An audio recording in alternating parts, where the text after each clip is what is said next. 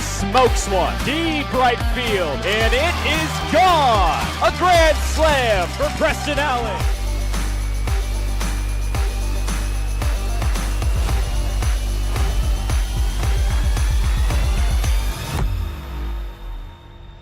A lot of preparation going into this hot and humid Game 1 between the Yakima Valley Pippins and the Cowlitz Black Bears. Good afternoon and welcome inside the Washington Lottery's Pippins pregame show. I'm your 2025 voice of the Pippins, Harmon Johnson. And well, the Walla Walla Sweets have come and gone, and despite the series win for the Pippins, the Sweets, their sibling rival, left a little bit of a bitter taste in their mouth on the way out the door thanks to a 12-7 victory last night. The Sweets scored early and often, putting up two separate 4-run innings thanks to a 4-for-5 night at the plate by Tanner Kern. But that was yesterday, and today the Pips welcome the winless Cowlitz Black Bears to the Orchard for the start of a 3-game series on a very hot Friday night under the lights. The Black Bears entered today 0-3 after dropping their opening weekend series to the Portland Pickles, the defending West Coast League champs. The Black Bears did play two midweek non-league contests against the Northwest Star Nighthawks, and they won both of those games. Now, with the heat, a lot of water has been put onto this field, and crews were here as early as 5 hours before the game, mowing and making sure the grass was getting enough water for today's game to ensure that the field was going to play as consistent as possible despite the dry and humid conditions here at the ballpark. It should be a good one tonight. The series between these two teams is very close. Yakima Valley with a narrow lead all time, 23-19, and they look to secure their 24th win tonight and their third straight series opening victory on the season. Up next on the Washington Lottery's Pippins pregame show, I got a chance to talk with Pippins head coach Garrett DeGallier on how his team is going to rebound from last night and get ready for this weekend series. Hey, your homework done? Yep.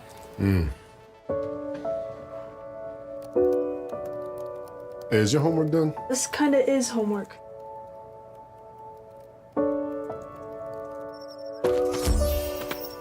So, what do you think? I'm so proud of you. Can I play some more? Is all your work done? Washington's Lottery is a proud partner in the goal to promote college and career training. Each time you play, you're helping students statewide. Welcome back to Pippins pregame presented by the Washington's Lottery. I'm here with Pippins head coach Garrett DeGallier. And coach, a 2-1 series victory over your sibling rivals, the Walla Walla Sweets. Last night stung a bit, but just how are you guys feeling after your first series at home? Oh, we're feeling good. Again, it's always nice to double up series at home.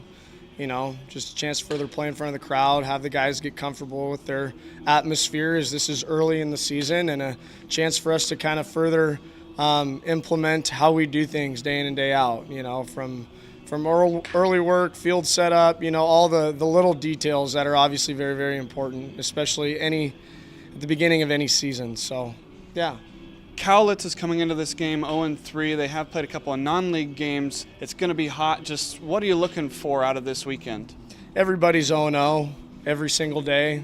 Every game, every day is a chance to go 1-0. So, you know, like I've said before, it doesn't matter who we're playing. We just need to play our style of baseball, which is pitching and defense. If we can pitch, if we can play routine defense, it'll be a competitive baseball game when it's said and done. So, you know, that's the expectation every day this summer, and, you know, great day to have good at-bats. So, simple. You got a couple new guys in again, Ian Fisher and Cole Hansen, a couple new guys in the battery. Just how does that help this team that focuses on good pitching?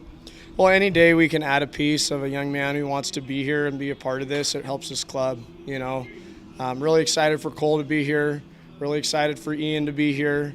We're still adding a couple pieces here and there, you know, Jared Stevenson, Langan Naylor.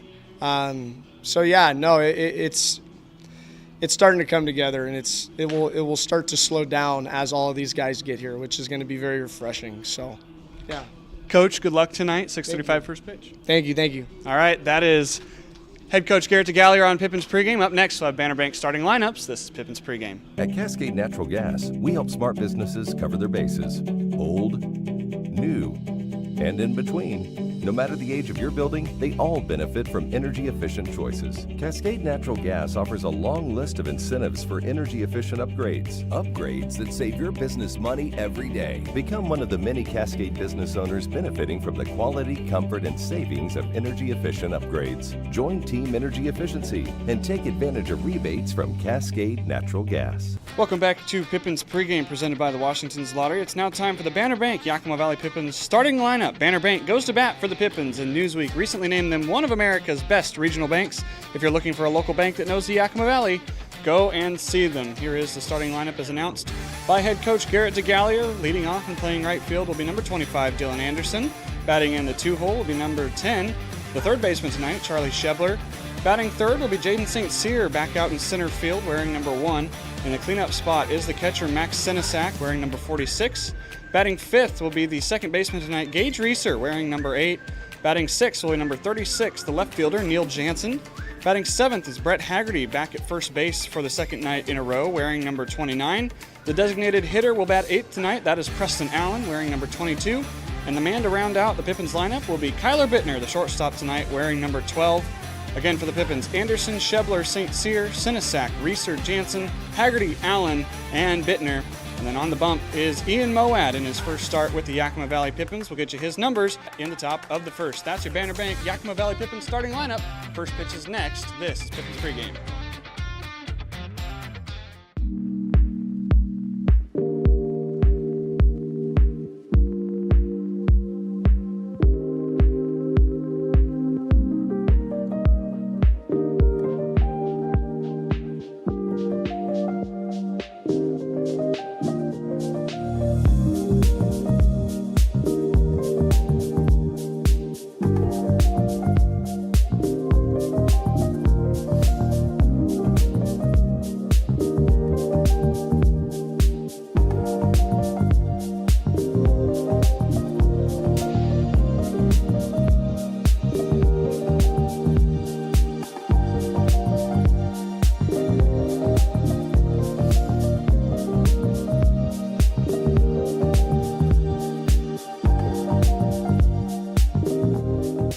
Save now with Bi-Mart's latest savings book. Watch for it in your mailbox this week. 28-ounce Gatorades are 4 for $5. Fran's Donuts or sandwich bread is 2 for $5. Kettle Brand chips are 2 for $9. Plus find Key Men's Canvas Duck work pants for just $24.99 and Kleenex 4-packs for $6.99. And save in the bonus zone on Werner Jerky and Dawn Dish Soap. Saving our members more and keeping your dollars in your community. Bi-Mart since 1955.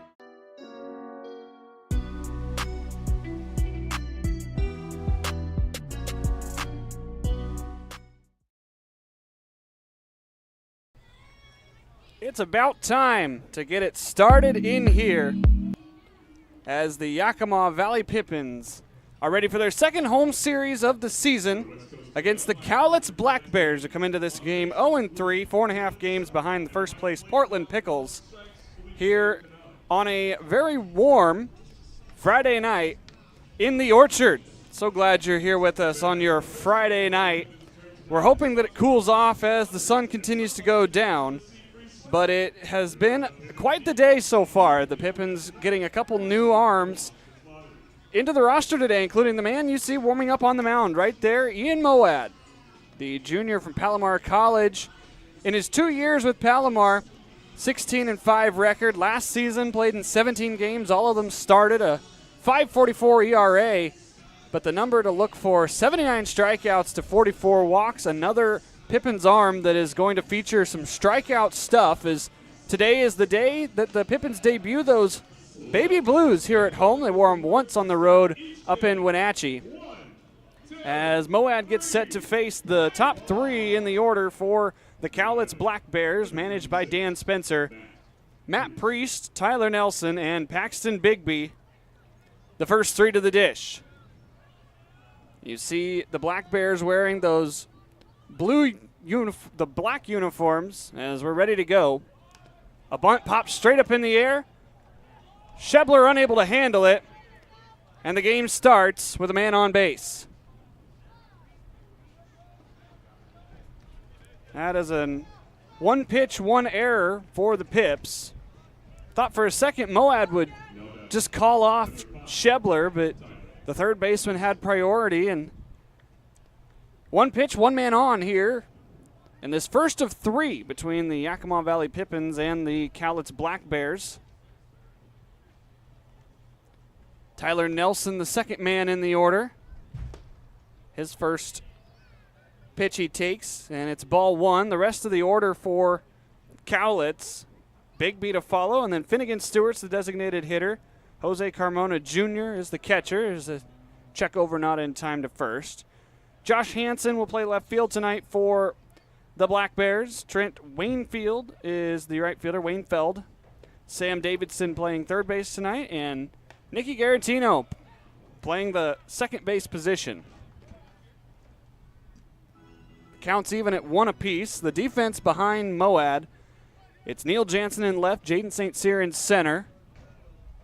It's Dylan Anderson out in right field. Charlie Shebler moves from second base to third base tonight. Kyler Bittner is the shortstop, Gage Reeser the second baseman, and Brett Haggerty the first baseman. Runner goes, pitches inside. The throw down from Senesac is high. The snap tag not applied in time. It's a stolen base by Matt Priest. Senesac has a strong arm, but the throw just a little bit above Reeser's head, who is playing second base today instead of shortstop like he has the last few games.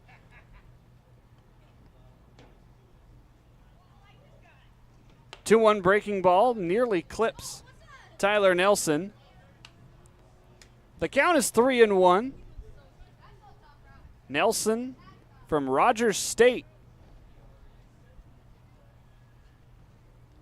Before that, played at Utah State University Eastern. The 3-1, fouled at the plate. Umpiring crew tonight, Dave Canales and Dylan Self. Umpires that the Pips are very familiar with. So far on this early season, they were here for the CCL game and then essentially traveled with the team up to Wenatchee. Payoff pitch, that's called strike three. Dave Canales rings up Tyler Nelson. There's the first out, and the first strikeout for Ian Moad in his Pippins debut.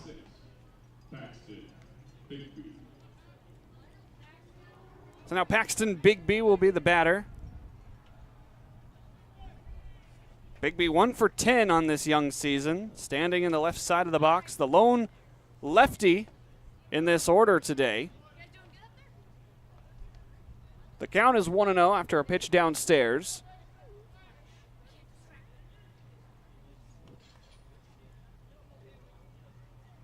Moad features a decent mix of pitches.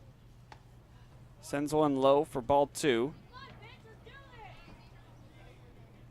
Fastball, curveball, slider, changeup for the righty out of Palomar. He's behind in the count here. 2-0. Can't find the strike zone there. Paxton Bigby in a very favorable hitter's count. The man at second, Matt Priest, reached on a first pitch error by Charlie Shebler over at third.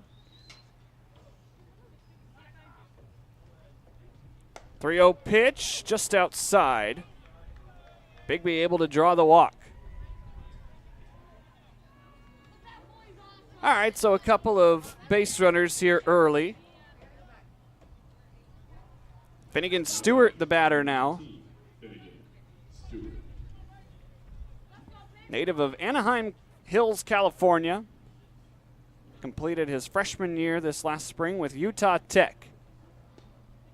First pitch below the zone. Ball one. Finnegan, recruited by a lot of the schools out on the West Coast. Grand Canyon, Cal Baptist, Nevada, Loyola Marymount. There's a strike from Moad. Also got offers from Cal State Fullerton, UC San Diego, and San Francisco. So a lot of teams near his hometown wanted to sign the kid, but ultimately Utah Tech got the nod. The 1-1 is downstairs. Stewart in his freshman season, able to play in 49 games, picked up 27 runs, 51 hits. That pitch below the zone again. It's 3-1. Moad probably a little bit of first game jitters. Trying to find the strike zone here, the 3-1. That one on the black. It's 3-2. Big Finnegan Stewart will have to see one more pitch. Pippins wearing those baby blue tops with their green caps today. The payoff pitch. That one inside. The breaking ball didn't get there. And so the second walk here of the inning, third base runner, and the bags are full. Jose Carmona Jr. is the batter. Carmona swinging from the left side of the box. 125 on this young season. First pitch downstairs.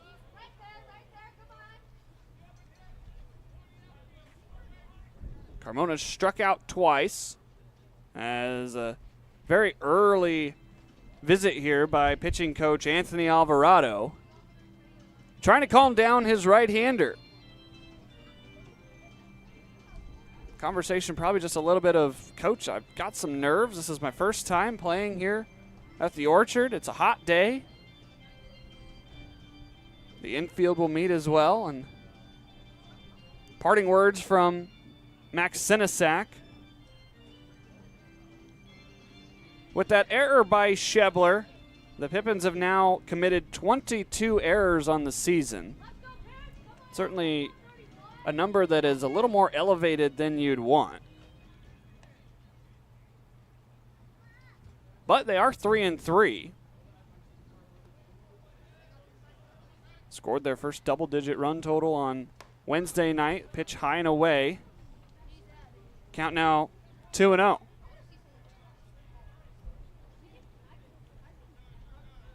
No place to put the left-handed hitting catcher.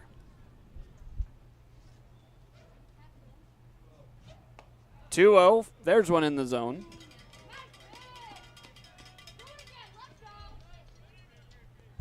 Moad trying to work his way back into this one. Infield playing normal depth.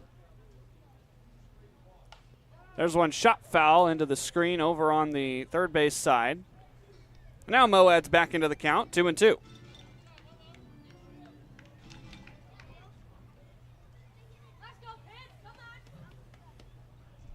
Already a huge pitch here in the first inning. The 2-2 is spoiled foul towards the parking lot. There's another graduation ceremony over at the Sun Dome tonight, so quite a bit of traffic pouring in through gate 15. Hopefully some of them are turning to the left and stopping here at the ball game. Another 2-2. Downstairs. Tried to get Carmona to go fishing, but instead the count runs full. And with one out, it's going to be a payoff pitch. Moad sends it in, swing and a miss. A big second strikeout for Ian Moad here in the first inning. And there's two down. The last hope here in the first inning, Josh Hansen. Hansen playing left field today.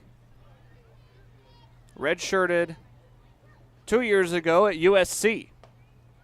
He watches a first pitch strike. The Trojans had a decent year in the Big Ten Conference.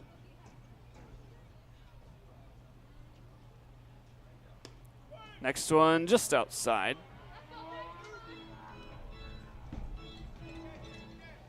Hansen and USC able to go 37-23 on the season.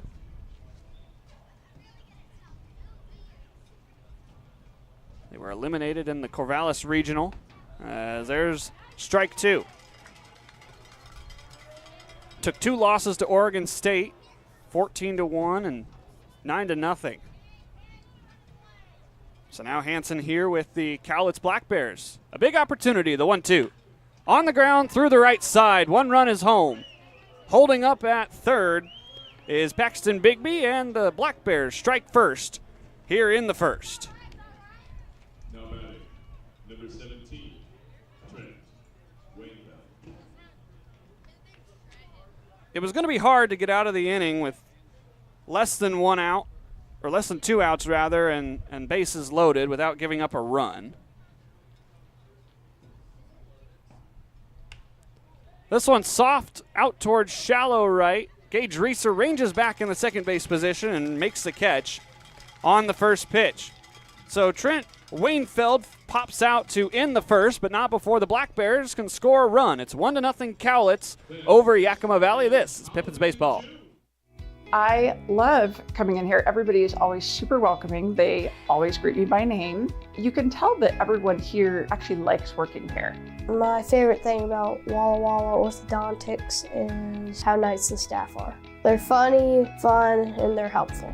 I had what was called 3D braces. They were the same color as my teeth. People would say, "Oh, you have braces?" They didn't even know that I had braces. I highly recommend this orthodontist office. What do you want? It's just not that easy. What do you want? Seafood? Mediterranean? What do you want? Hey guys. What about West Side Pizza? I love West Side Pizza. I love West Side. I love West Side. Yeah, their Hawaiian's great. Let's do pizza. West Side Pizza? Yeah. Problem solved. Gross. West Side Pizza. Saving relationships since 1996. Seattle-born stand-up comedian and impressionist Adam Ray, live at Legends Casino, Friday, July 11th. Known best for his Netflix special, Adam Ray is Dr. Phil Unleashed, as well as his popular YouTube channel. If you don't know what Citizens app is, it's an app you can put on your phone that notifies you of all the danger that's lurking. That sounds like fun. Yeah, there's a lot of people cooking for Cocoa Puffs right outside your door. Tickets on sale now at Ticketmaster.com and Legends Gift Shop. Don't miss Adam Ray, live on July 11th at Legends Casino in Toppenish.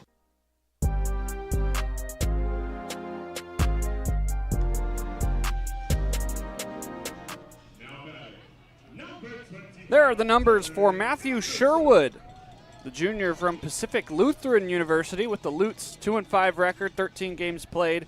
Struck out 46, walked 21 in 55 innings of work. He will face Dylan Anderson, Charlie Shebler, and Jaden St. Cyr. Here in the bottom of the first inning, Pippins down 1-0 after an early run scored by Matt Priest in the first inning. First pitch in there, Anderson sends one soft out towards left, but Hansen able to range in quickly and make the grab. 1 pitch, 1 out for Sherwood. Number 10, Charlie Shebler. So Charlie Shebler will step to the plate. Shebler last night was able to pick up his first hit in the first inning, also drove in a run in the second. Batting .250 after 1 game in action for the Pippins. First pitch outside is Sherwood on this young season already got a start for the Cowlitz Black Bears.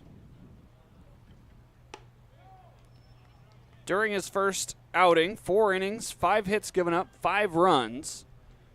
2 of them were earned, so the ERA only at .450. He struck out 4 and walked none. Shebler watches strike 1. The native of Santa Clarita, California. 6'5", standing out there on the hill.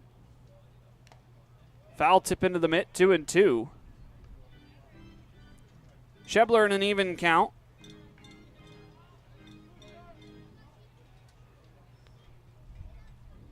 Pippins got some hard contact from Anderson, but it resulted in an out. That pitch is upstairs to run the count full. The hit by Anderson came off the bat at 86 miles an hour. Payoff pitch here to Shebler. He sends one over our heads. stays alive at 3-2.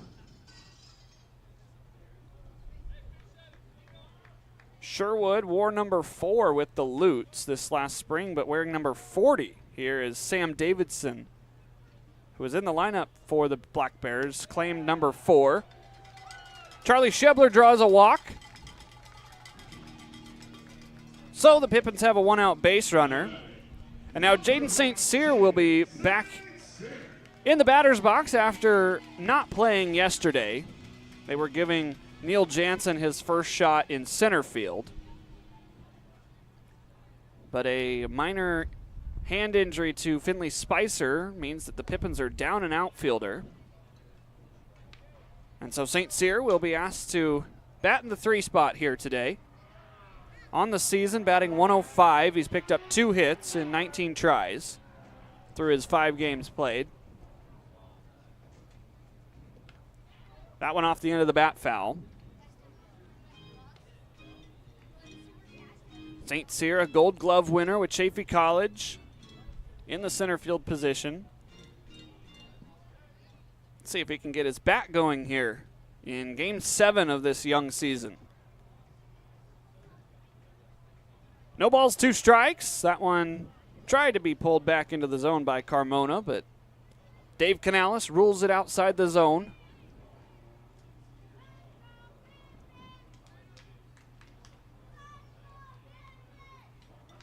Decent crowd showing up despite the 90-degree temperatures. Same spot, same result. It's ball 2. Of course, this week, after the Sunday game, most of the state of Washington goes into a high heat advisory. 2-2, ripped through the right side of the diamond. Shebler's going to hold up at second. St. Cyr with his 3rd hit of the season. Back-to-back base runners, and the Pippins have something cooking here in the first.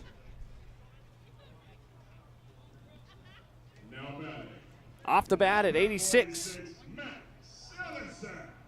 Garantino couldn't quite dive for it. And so Max Senesac will bat with 2 on and 1 out. Pippins down a run trying to answer. Last night, the Sweets scored 2 runs in the first. The Pippins answered back with 2 of their own. And then the Sweets scored 1 in the top of the second. And then the Pippins scored 1 of their own. So it was 3-3 after 2. Trying to get a similar result here and at least retie this game. Man in scoring position, 1 out. Both runners go. It's fouled back by Senesac. It was a close enough pitch to swing at. It's unfortunate because Anderson had third base stolen easily. Trying to force some early trouble for Matthew Sherwood.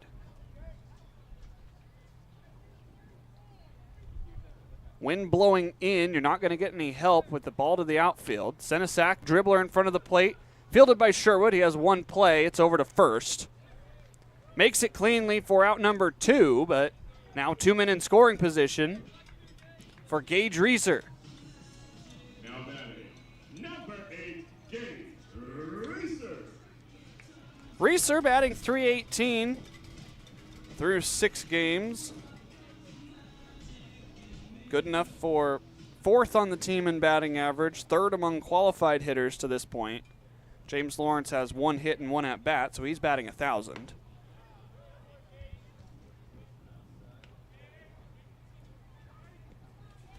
Reeser's picked up 7 hits, driven in 3.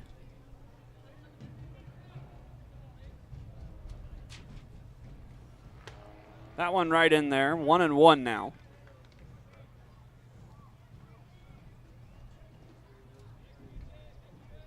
This is the 7th game played for Gage Reeser, one of the few that have played in every game so far this season as that pitch misses. In fact, he's the only one in the lineup tonight that has played in every game. He was supposed to have an off night last night, but an injury by Jacob Brooks put him back into the lineup. 2-1 upstairs, first base open. And time going to be called by Carmona to go talk to Sherwood. an update on the situation with Brooks. He unfortunately will be packing his things and departing from the team in the next couple days. He has a partially torn labrum in his shoulder. So just unfortunate news for the infielder out of Niagara. I did get to talk to him today, and he said that he'll be back in shape for fall ball, so he's just glad that if he was going to get hurt, that it was early in the summer and that he will be able to rehab it and come back better than ever. But it's just unfortunate. The Pippins dealing with a couple of early season injuries. 3-1 is upstairs, and Gage Reeser draws a walk to load the bases for Neil Jansen.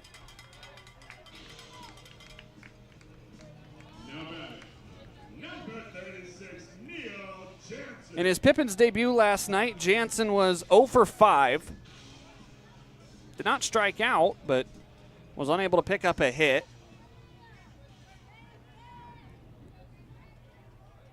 Jansen was batting in the 2 spot. He reached on an error and scored as he lifts one high and foul. My goodness, you couldn't have launched that thing out of a cannon any higher. It's a very long foul, strike 1. We've seen that the last couple nights. Batters getting way in front trying to loop one down the pole. 0-1 sent foul the other way. Jansen finds himself in an 0-2 hole. Pippins looking for something shallow to the outfield. The wind swirling overhead.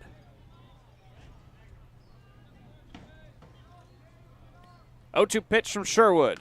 On the ground, foul over towards the Pips dugout. We'll do it again. Jansen from San Jose State. Spartan now with the bases loaded for the Pips. The 0-2. Outside. Jansen working the count. He's in left field tonight. He was in center field last night for his Pippins debut. Moving over towards that pole. The 1-2. On the ground hard. It's able to be gloved by the third baseman Davidson. He'll take it to his bag to end the inning on the force play. The Pippins leave two on, and we head to the top of the second. 1-0 Cowlitz over Yakima Valley. This Pippins baseball. The Coliseum in Rome had their gladiator games, but it can't compete with Legends Casino Hotel's Coliseum of Cash. During our Summer of Games Thursday drawings in June, we're giving away over $77,000 in cash, plus a new Kawasaki side-by-side. Just use your Legends Rewards card to earn entries. Who needs Roman chariot races when you can leave them all in the dust in a Kawasaki side-by-side? All hail Legends Casino Hotel in June, and let this Summer of Games begin. At Cascade Natural Gas, we help smart businesses cover their bases.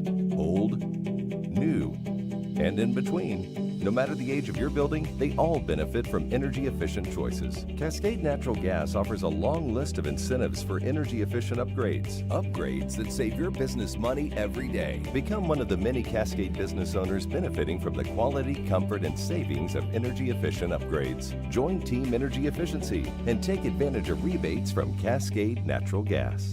Hey, your homework done? Yep.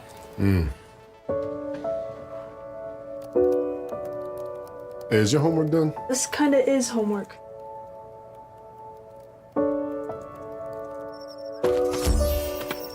So, what do you think? I'm so proud of you. Can I play some more? Is all your work done? Washington's Lottery is a proud partner in the goal to promote college and career training. Each time you play, you're helping students statewide.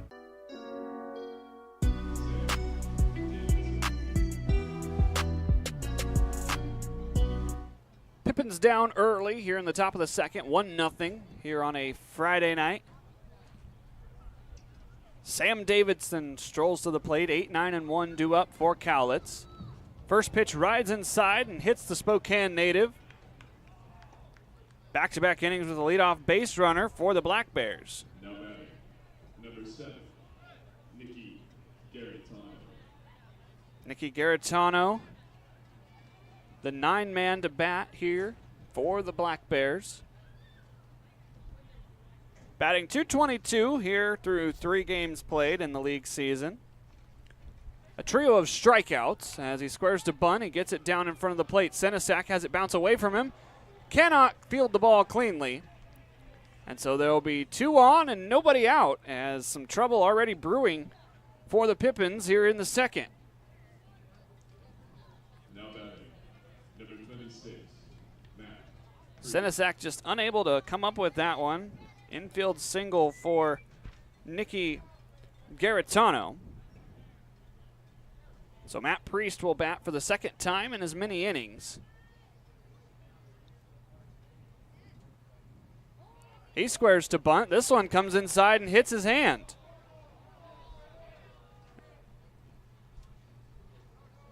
It's actually a balk. Matt Priest will not reach. It hit his hands, but a balk was called first. Ian Moad called for a balk. That's the second balk of the season on the Pippins pitching staff. The runners will move up 90 feet. And so it'll be 2 in scoring position with nobody out as now both coaches want an explanation. Currently, Dave Canales explaining to Garrett DeGallier what happened. Now DeGallier content with the answer as Dan Spencer will now get an explanation from Dave Canales. We saw 2 balks in last night's game. It's unfortunate if you're Matt Priest because you got hit in the hand and it stung, as now the umpires will get together to discuss this. We made it through the first inning without any weird delays. No, they are going to rule it a hit by pitch. So take away the balk, the runners move up anyway. And for the second time here in the early parts of this game, the Black Bears have had the bases loaded. Don't know what Dylan Self could have told Dave Canales to overturn that balk and instead award the hit by pitch, but that's where we're at, is now Ian Moad in a lot of trouble here in the top of the second inning. He's facing Tyler Nelson for the second time, who he struck out looking in the first. Fouled back into the screen. The corner infielders will play at their bag. The middle infield at double play depth. Still early in this game. You would concede a run for 2 outs. Moad from the windup. This one fouled right over top of the screen and towards the parking lot.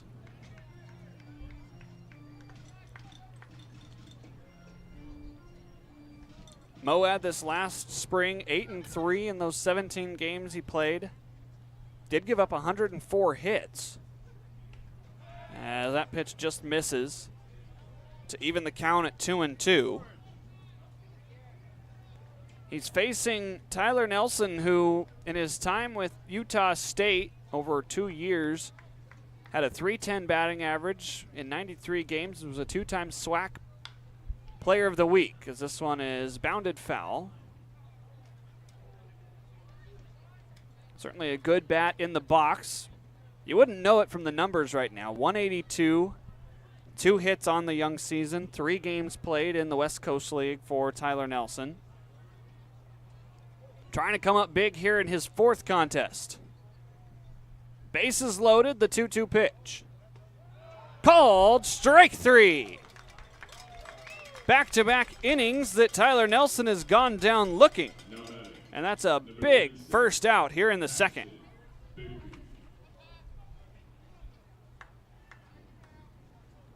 Moad already up to 28 pitches as he faces Bigby for the second time and gets one fouled off the end of the bat. Bigby, a 100 hitter on the season, 1 for 10. Drew that walk in the first, but was left stranded at third. The 0-1 is sent foul over towards lefties. Lefties is the place to be tonight. It's Titan Cider night, and so Some specialty drinks down there at Lefty's Dugout Bar. The 0-2 pitch just outside. It's $2 off ciders here tonight. Some specialties from the longtime Pippins sponsor.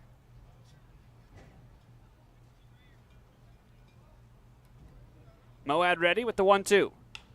This is lifted high and deep out towards right. Chasing it back is Anderson. Towards the track, he makes the grab. 1 run will come home. Tagging at second and advancing to third is Garatino. It's 2-0 Cowlitz, but that is a very important second out on the sac fly by Bigby.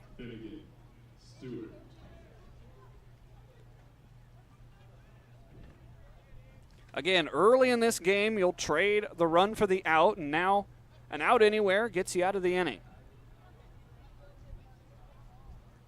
2-0 the score now. Moad back to the stretch. First pitch, breaking ball, strike 1.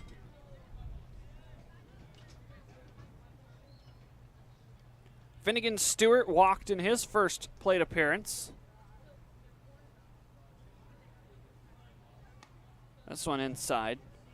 With Utah Tech this last spring, batted .240 in 13 games. Started 12 of them.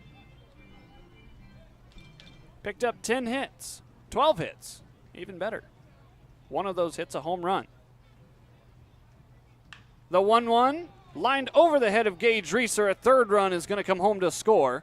Anderson gets it to the infield quickly. It's now 3-0 Cowlitz. Now batting, number 27, Jose Carmona Jr. Garatano scores. Holding up at second is Priest on the RBI single by Stewart. He had 12 RBI with Utah Tech. There's RBI number 2 here for the Black Bears. This one, dribbler up the mound. Bittner comes up throwing, and he retires the side. The Black Bears score 2 more here in the top of the second. And now the Pippins need some offense in the bottom. They're down 3-0. This is Pippins baseball.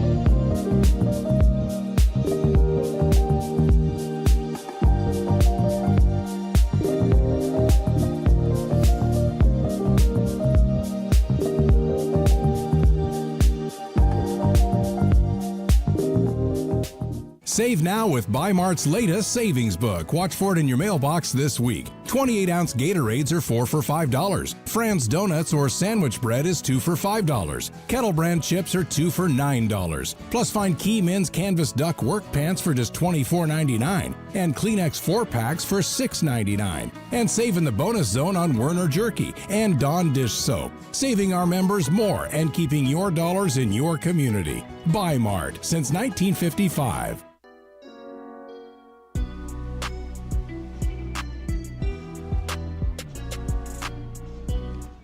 Bottom of the Pippins order due up here against Matt Sherwood. Made it through 1 inning despite leaving the bases loaded. Sherwood, the big, tall, 6'5" right-handed hurler. Now going to deliver his first pitch to the 6'6", Brett Haggerty. A battle of the tallest man.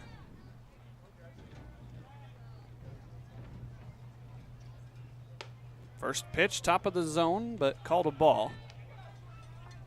Something I've noticed just in the 1 inning of work for Sherwood, he's got that big, tall frame, but he doesn't really get down the mound. Haggerty rips one through the left side. It's a leadoff base hit for the Pippins' first baseman. Haggerty picks up his 4th hit of the season. And now a righty-lefty matchup with Preston Allen in the box.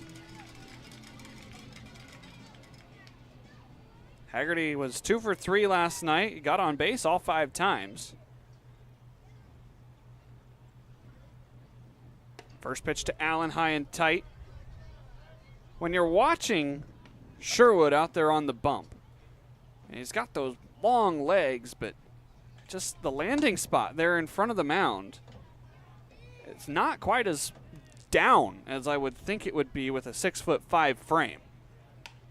Allen sends one foul over towards the left side. I mean, he's pumping the fastball in at around 85 miles an hour, but you think with a little more extension down the mound that maybe Sherwood would be able to bump it up to the low 90s. 1-1 fouled at the plate. That also helps your breaking ball as well, as it looked like Carmona got a piece of that. Dave Canales will personally deliver the baseball out to the bump. But yeah, 6'5", but the stride, if I had to guess, he's got another 6+ inches that he could stride with those big long legs. Just an observation from a man standing above the action. The 1-2. Allen able to stay alive.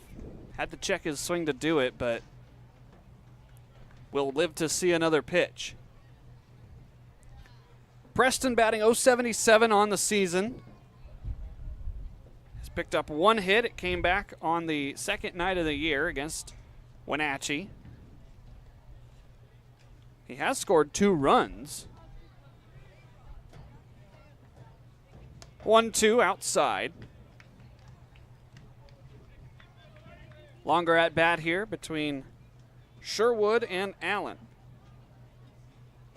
Preston doing the designated hitter responsibilities tonight. The 2-2, wave and a miss. There's out number 1. So Kyler Bittner will bat the 9 spot for Yakima Valley. On the season, batting .267, picked up 4 hits, driven in 3 runs.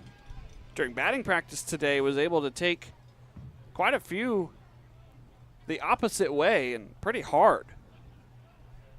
Pitcher on the bump not throwing overly hard, so you're going to have to create some of your own velocity, but you barrel a ball up and you never know what can happen.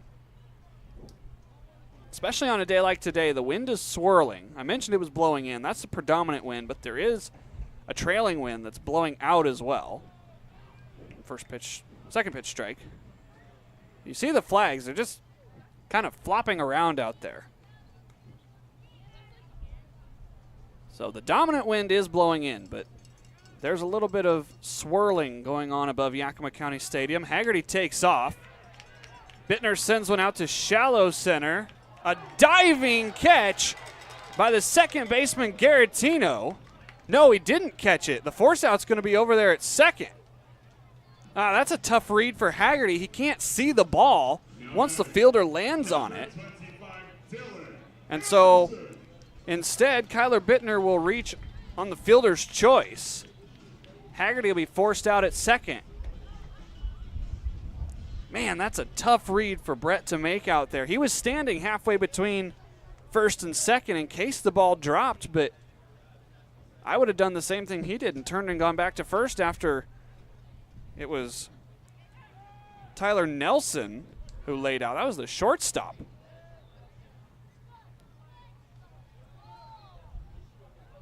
Almost a SportsCenter top 10 highlight there. As we're back to the top of the order, and Dylan Anderson. Check over to first. They got him. Bittner unable to get back in time. Dylan Self punches him out. And so Sherwood faces the minimum in the second. We go to the top of the third. It's 3-0 Cowlitz. I love coming in here. Everybody is always super welcoming. They always greet me by name. You can tell that everyone here actually likes working here. My favorite thing about Walla Walla orthodontics is how nice the staff are. They're funny, fun, and they're helpful. I had what was called 3D braces. They were the same color as my teeth. People would say, "Oh, you have braces?" They didn't even know that I had braces. I highly recommend this orthodontist office. What do you want? It's just not that easy. What do you want? Seafood? Mediterranean? What do you want? Hey guys, what about West Side Pizza? I love West Side I Pizza. love West Side. I love West Side. Yeah, the Hawaiian's great. Let's do pizza. West Side Pizza? Yeah. Problem solved. Gross. West Side Pizza, saving relationships since 1996. Seattle-born stand-up comedian and impressionist Adam Ray, live at Legends Casino, Friday, July 11th. Known best for his Netflix special, Adam Ray is Dr. Phil Unleashed, as well as his popular YouTube channel. If you don't know what Citizens app is, it's an app you can put on your phone that notifies you of all the danger that's lurking. That sounds like fun. Yeah, there's a lot of people cooking for Cocoa Puffs right outside your door. Tickets on sale now at Ticketmaster.com and Legends Gift Shop. Don't miss Adam Ray, live on July 11th at Legends Casino in Toppenish.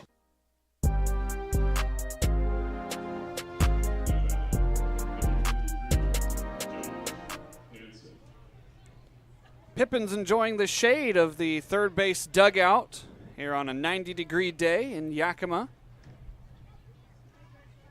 Pippins find themselves down 3-0 after 2 innings of play. It'll be 6, 7, and 8 due up as the first pitch rides inside and hits Josh Hansen. Third straight inning with a leadoff base runner. Third hit by pitch for Ian Moad tonight. Despite all the traffic, he's only given up 3 runs. So you look at that as a positive, but at some point, you're going to have to not allow a base runner.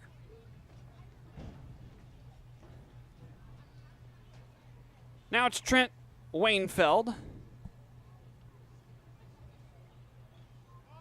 Squares to bunt, but it's foul. Wainfeld popped out to the second baseman Reeser back in the first inning. That was after the RBI single by Hansen that scored Matt Priest.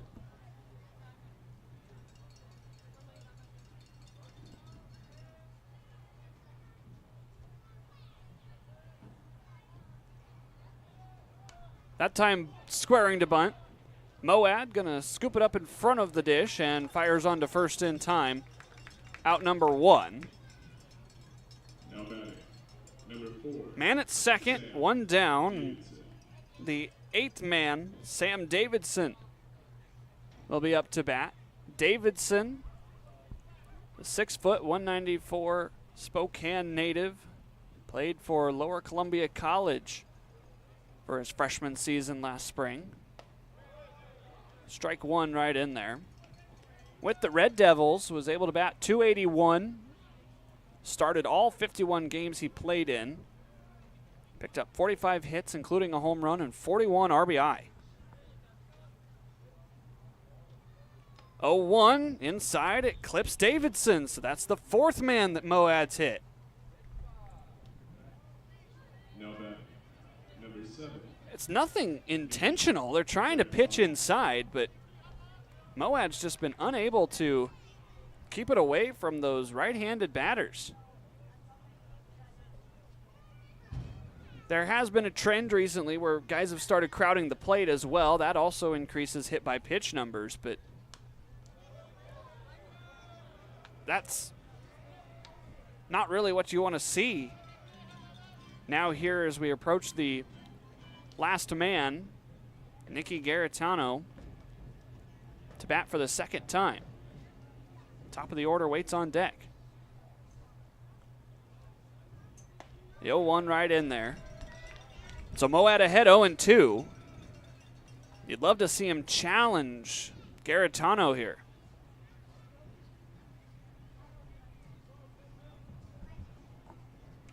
Second baseman came into today batting .222, picked up his third hit in the second inning. The 0-2 on the ground. Reeser has to charge. He's nearly run into by the runner, Davidson.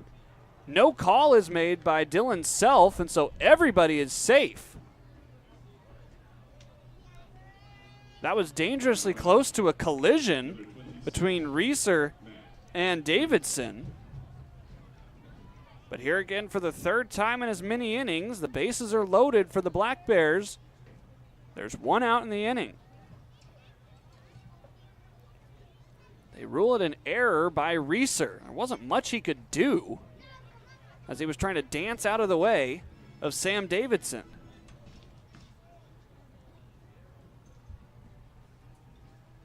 So now back to the top of the order, Matt Priest. Fouls that one at the plate. It's 1-1. Priest, the second Trojan here in the lineup from USC.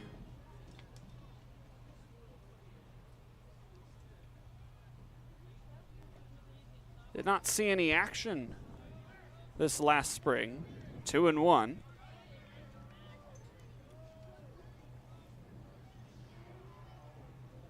Of course, USC was in their first season in the Big Ten. 2-1 upstairs, 3-1. A walk would drive in a run.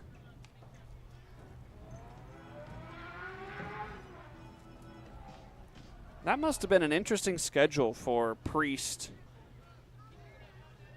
and for his fellow Trojan, Josh Hansen. The 3-1, hard grounder, diving stop, stepping on the bag for one, on to first, not in time. The run scores, a stellar play by Schebler out there at third. Gets a force out. It's 4-0 Cowlitz, but there's two down in the inning. He was able to toe tap the bag to get the second out of the inning. Josh Hansen scores. Matt Priest on for the third time. Let's see if Moad can get Tyler Nelson out on strikes for the third time in as many innings. First pitch catches the inner black. Nelson's been unable to get the bat off his shoulders tonight. 2 strikeouts looking. It's 2 on and 2 out. Stepping off Moad. A lead runner, Garitano, was dancing a little bit too far off.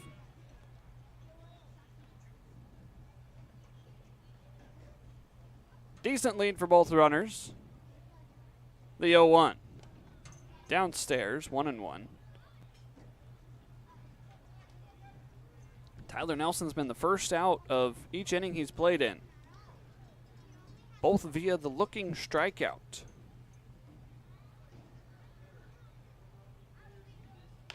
This one's chopped high out towards Bittner. He's going to gather and throw over to first. Haggerty scoops it out to retire the side. One more run comes across. It's 4-0 Cowlitz, but it could have been a lot worse as they leave 2 stranded here in the third. We head to the bottom. 4-0 Black Bears over the Pippins. The Coliseum in Rome had their gladiator games, but it can't compete with Legends Casino Hotel's Coliseum of Cash. During our Summer of Games Thursday drawings in June, we're giving away over $77,000 in cash, plus a new Kawasaki side-by-side. Just use your Legends Rewards card to earn entries. Who needs Roman chariot races when you can leave them all in the dust in a Kawasaki side-by-side? All hail Legends Casino Hotel in June, and let this Summer of Games begin. At Cascade Natural Gas, we help smart businesses cover their bases. Old, new, and in between. No matter the age of your building, they all benefit from energy-efficient choices. Cascade Natural Gas offers a long list of incentives for energy-efficient upgrades. Upgrades that save your business money every day. Become one of the many Cascade business owners benefiting from the quality, comfort, and savings of energy-efficient upgrades. Join Team Energy Efficiency and take advantage of rebates from Cascade Natural Gas. Hey, your homework done? Yep.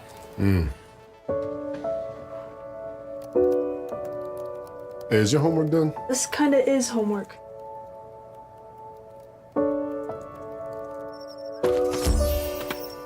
So, what do you think? I'm so proud of you. Can I play some more? Is all your work done? Washington's Lottery is a proud partner in the goal to promote college and career training. Each time you play, you're helping students statewide.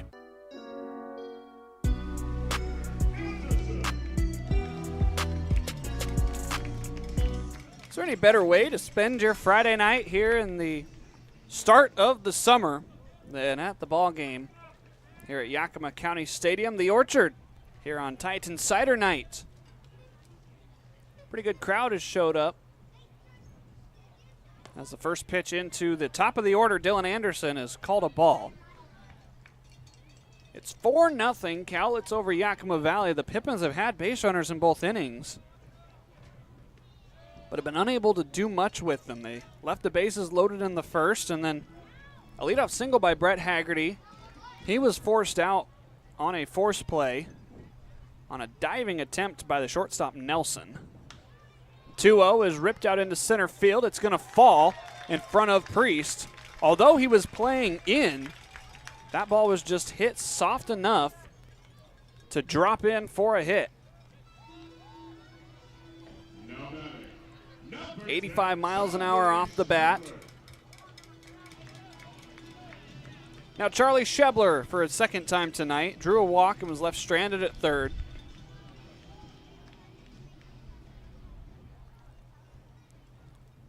Another really nice night here at the ballpark. A little bit warmer temperatures, but that's what we have Titan Cider for, as Shebler swings through that one on the bunt attempt. It's 0-1. Of course, there are also those that are enjoying a nice cool glass of water tonight, myself included. The 0-1. Shebler able to get it down this time. It's fielded by Sherwood. The throw over to first nearly ties up his first baseman, Bigby. Successful sacrifice. Anderson at second. Now batting, number 1, Jaden St.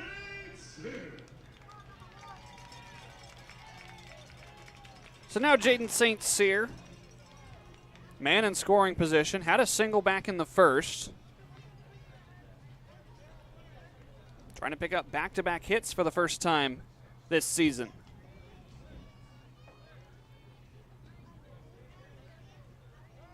The check instead will go over to first. Kind of a jerky leg kick by Sherwood up there on the bump.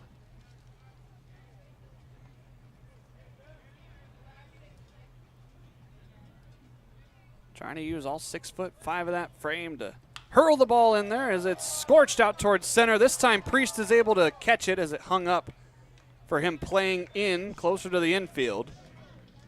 Anderson able to dive back safely to second. Well, with how shallow that Priest is playing out there in center, it really makes you hope that Sinisak just scorches one over his head and all the way to the wall. Would probably be an easy triple. He is playing in, and I know the wind is blowing the ball down, but that could come back to bite you.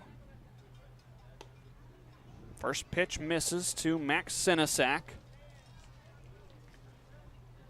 Priest it just seems like he's playing too far in, and maybe that's just the depth of the center field wall tricking me, as that one's in there for a strike. It is 406 to the deepest part of the park.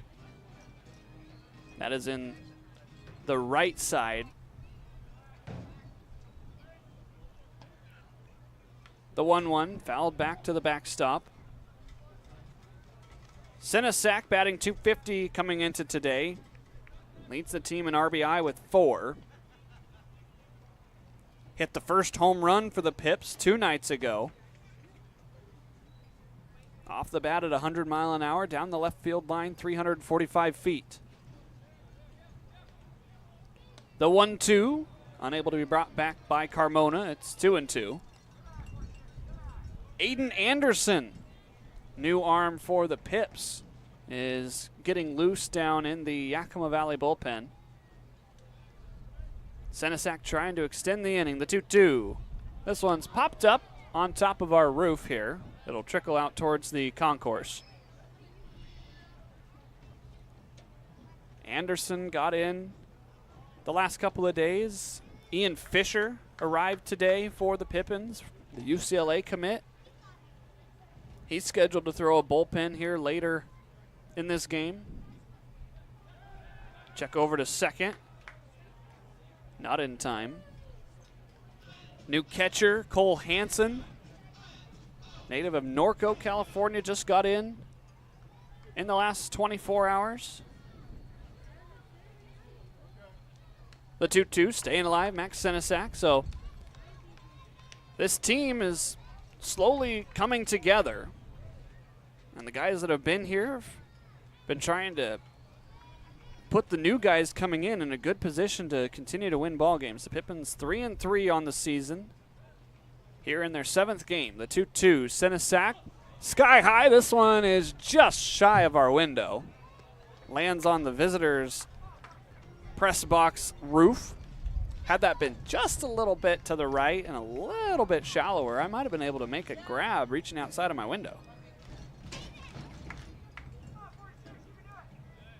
Senesac staying alive, long at bat here in the 3rd inning.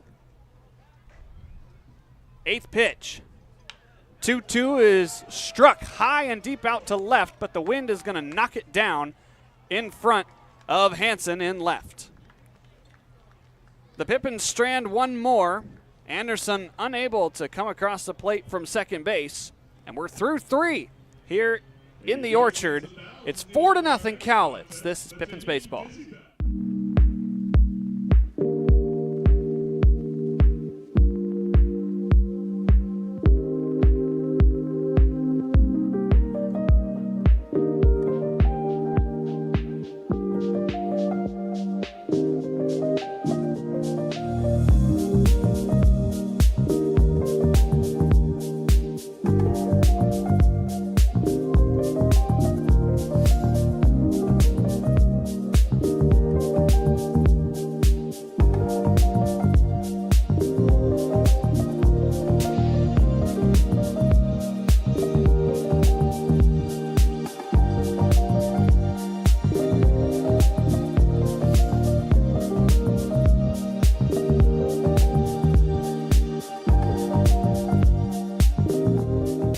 Save now with Bi-Mart's latest savings book. Watch for it in your mailbox this week. 28-ounce Gatorades are 4 for $5. Fran's Donuts or sandwich bread is 2 for $5. Kettle Brand chips are 2 for $9. Plus find Key Men's Canvas Duck work pants for just $24.99 and Kleenex 4-packs for $6.99. And save in the bonus zone on Werner Jerky and Dawn Dish Soap. Saving our members more and keeping your dollars in your community. Bi-Mart since 1955.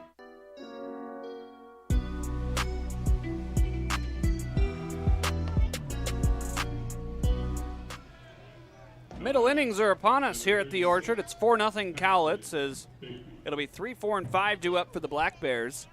They've scored in every inning so far, 1 in the first, 2 in the second, 1 in the third. Ian Moad still out there, trying to hang a 0. My cheeseburger and my fries just got delivered up here. First pitch, this one fouled back. Similar spot as the last foul ball. There's a group of young fans standing right below my window trying to get themselves a souvenir. Hope for their sake that they get one. Swing and a miss.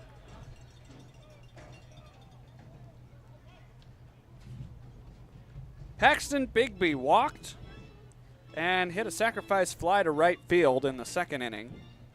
So he's officially 0 for today. Now the 0-2 downstairs. Moad still ahead in the count.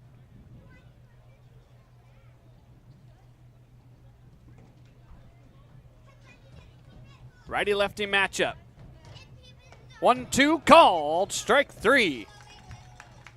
Moad's 4th strikeout of the night. That's his 3rd one looking. There's one down here in the 4th. Number 19, Finnegan Stewart. It's not Finnegan Stewart, the designated hitter, 1 for 1 today. Walked and singled.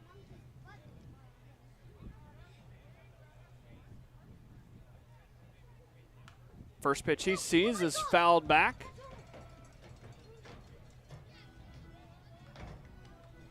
Not to be young and have the energy to chase a foul ball at a ball game.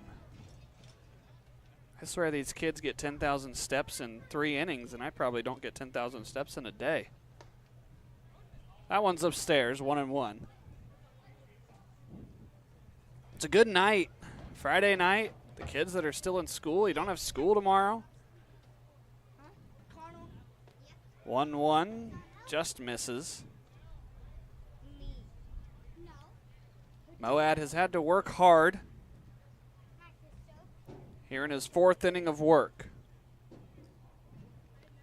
70th pitch. On the ground. Moad backhands it, throws on to first in time. It had some weird spin on it. Initially, I thought that it hit the batter Stewart in the box, but it's 2 up and 2 down here in the 4th. And now Jose Carmona Jr.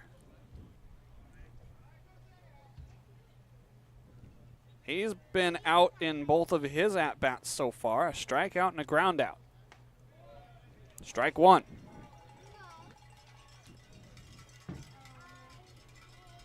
First of 3 games here against Cowlitz. 4th game overall of the Pippins homestand. A new baseball requested by Ian Moad.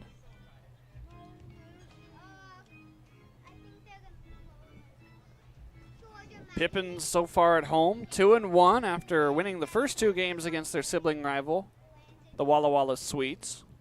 Dropped last night's game, 12-7. 1-1, a wave and a miss. Tonight against Cowlitz, and then tomorrow, same time, 6:35. It's Surprise Saturday.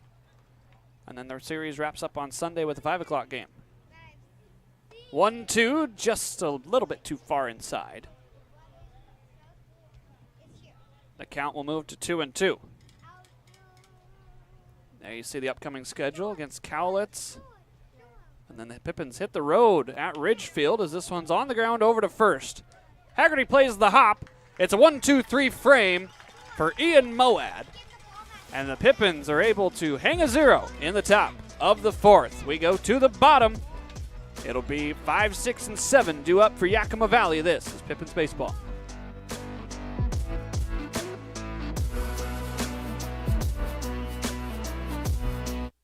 The Coliseum in Rome had their gladiator games, but it can't compete with Legends Casino Hotel's Coliseum of Cash. During our Summer of Games Thursday drawings in June, we're giving away over $77,000 in cash, plus a new Kawasaki side-by-side. Just use your Legends rewards card to earn entries. Who needs Roman chariot races when you can leave them all in the dust in a Kawasaki side-by-side? All hail Legends Casino Hotel in June, and let this Summer of Games begin.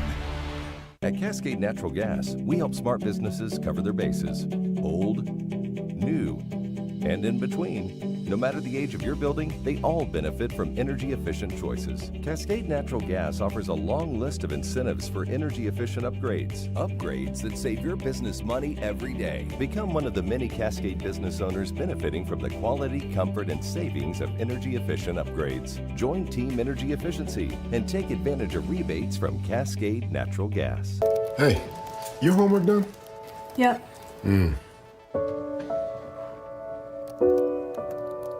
Hey, is your homework done? This kinda is homework.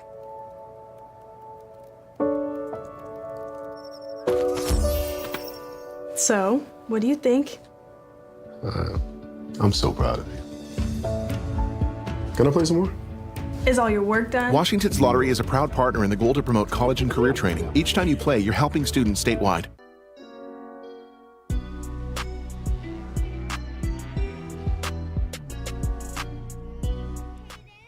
Gage Reeser, the first one to bat here in the 4th inning for the Pippins as he sends one foul down the right field line and way out of the premises. For strike 1, Gage Reeser walked back in his 1st inning. Was left at second base. That one high and tight. It'll be Reeser, Jansen, and Haggerty here in the 4th. Pippins find themselves down 4-0. Reeser sends another one down the right side. We're always well fed here in the press box. Got my cheeseburger, my fries, my popcorn delivered. The 1-2. Reeser sends one a mile high out to left field, but the wind is going to keep this one very routine for Hansen for out number 1. It was up there a long time. Reeser was almost all the way to second base. But he's the first out, and Neil Jansen will bat as the batter's box is in shadows. The pitcher's mound still in bright sunshine as the grandstands continue to creep across the infield with the setting sun. First pitch off speed, 77 miles an hour in there.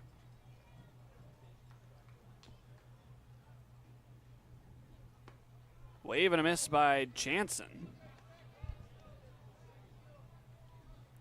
In his 6 plate appearances now, just hasn't quite seen the ball out of the hand as well yet. The 0-2, Jansen sends one foul. The Pippins in batting practice have been using machine to try and increase the velocity and presumably save the arm of their coaching staff. Garrett DeGallier and Eddie Kribbe been the primary BP throwers, but there is a difference when you're hitting off a machine versus hitting off a 6'5", 220-pound right-hander. 0-2 up at the eyes, swing and a miss. There's 2 down quickly here in the 4th. So now Brett Haggerty will stroll to the plate with 2 outs. Base is empty. He did single back in the second, but was forced out on a diving play that the ball was dropped on. Watches ball 1. Mentioned it in their first matchup. Haggerty 6'6", 245. Sherwood up there, 6'5", 220, as Haggerty rips one into the gap in left center field, but again, the swirling wind will keep it up for the fielder, Hansen, and that retires the side. It's 4-0 as we are already headed to the 5th. This is Pippins Baseball.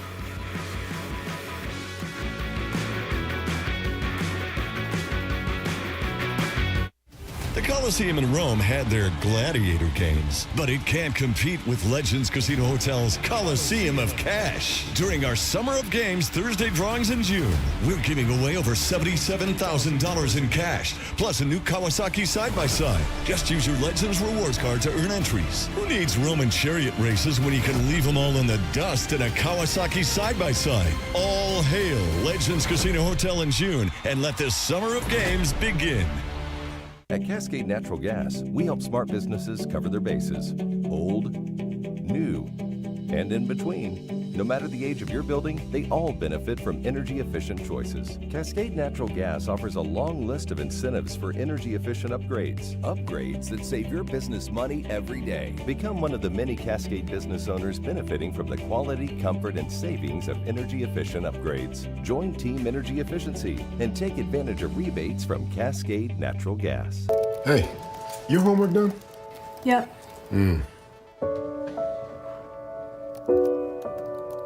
Hey, is your homework done? This kinda is homework.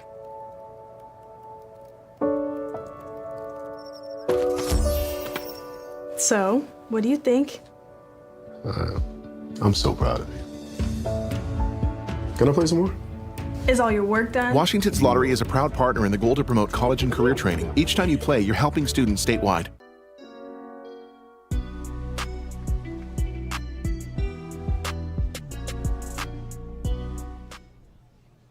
Here we go to the top of the 5th inning. Just over an hour into this game. We started at 6:36 p.m. It will be 6, 7, and 8 due up here for Cowlitz. After a very quick 4th inning on offense by the Pips, Moad's first pitch is down and away for ball 1.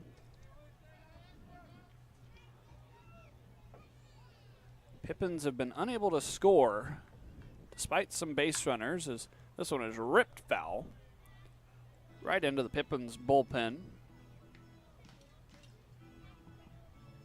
Hansen evens the count at 1 ball and 1 strike. Single that drove in the first run of the game, and a hit by pitch came around to score. That one just misses. 2-1 now. Hansen, the left fielder today, has been able to put away 3 of the last 4 balls put in play. So that one catches the inner black.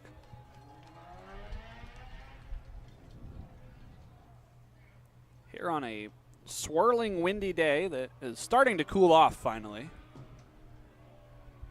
The 2-2. Swing and a miss. There's the strikeout stuff from Moab. That's already his 5th of the game. We're in the 5th inning. The problem has been hitting batters. He's hit 4 on the night. 2 of them have come around to score. This one's fouled away.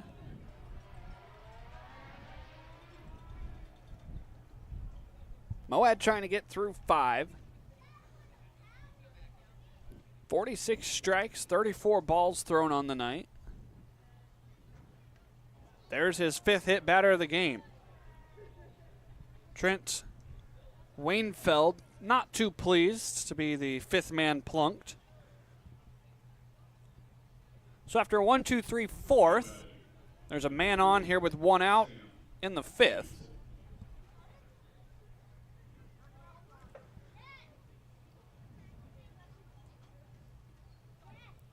Moab has hit 5 men, walked 2 others. With Palomar looking for his hit by pitch numbers, they don't actually have that listed on their front page. We'll do some digging. It's a first pitch strike to Sam Davidson.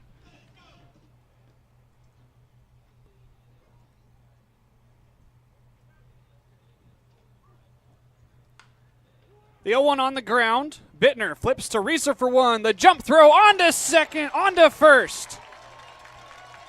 Double play turned by the infield of Yakima Valley, their 5th of the season, and that retires the side. We're halfway home here in the Orchard as Pippins trail 4-0. This is Pippins Baseball.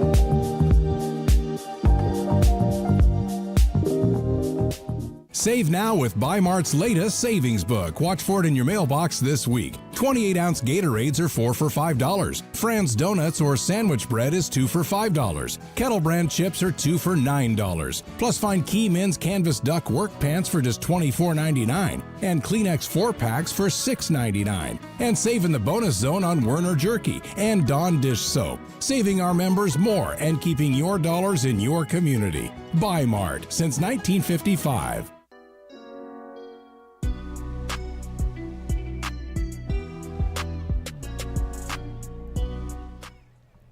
Preston Allen leads it off here in the bottom of the 5th. The Pippins looking for some offense. No runs on 4 hits tonight. Allen sees ball 1. Well, after the 1-out hit by pitch, Ian Moab was able to get through 5 innings thanks to a stellar double play turned by Bittner and Reeser as Allen sends one sky high towards right center. The wind will let this hang up and allow Priest to range all the way over from his shifted left center spot to right center. Let's take a look at that double play turned back in the 5th inning. Up in the top. Moad sends one right past the mound. It was Bittner. On to Reeser, on to Haggerty for a nice 6-4-3 double play.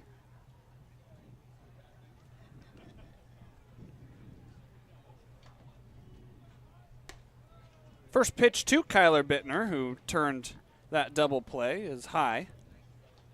Well, typically when you make a good defensive play, you get rewarded on offense. So let's see what Kyler can do here with 1 out.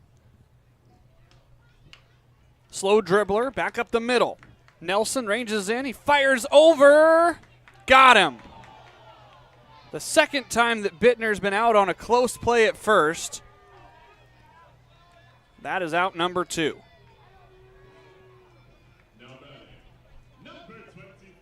Good hustle down the line by Bittner. Just unable to beat it out, as now Dylan Anderson will bat with 2 outs. You see Nelson charging there. Able to get him by a half a step. Wave and a miss by Anderson on the first pitch. 1 for 2 today for Dylan.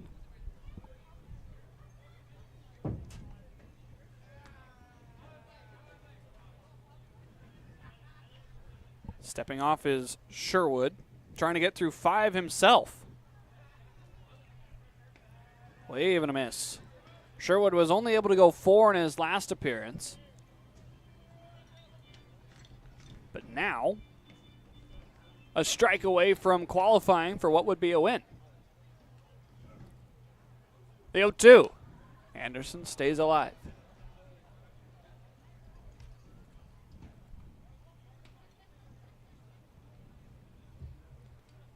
Sherwood only giving up 4 hits, no runs. Anderson staying alive some more, as this one's going to find the parking lot.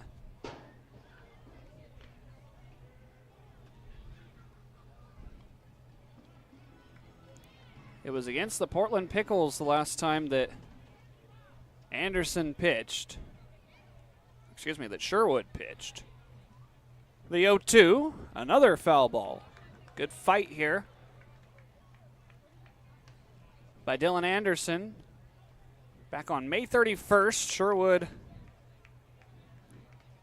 took the loss in that 7-1 defeat at home against Portland. The 0-2, another one staying alive.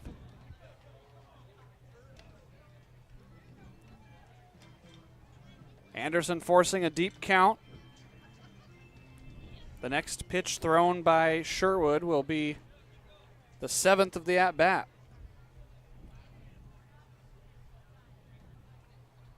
71 pitches for Sherwood. The 0-2. Outside, laying off Anderson.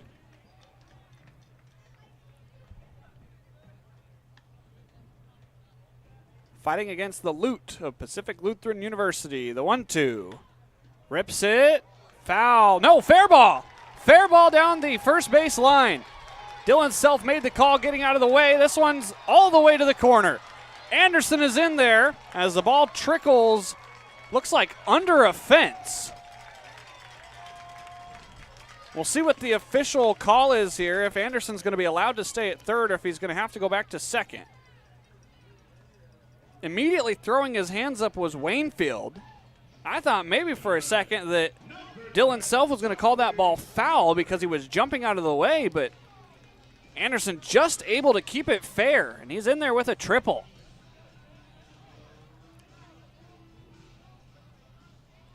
First triple of the season for Anderson.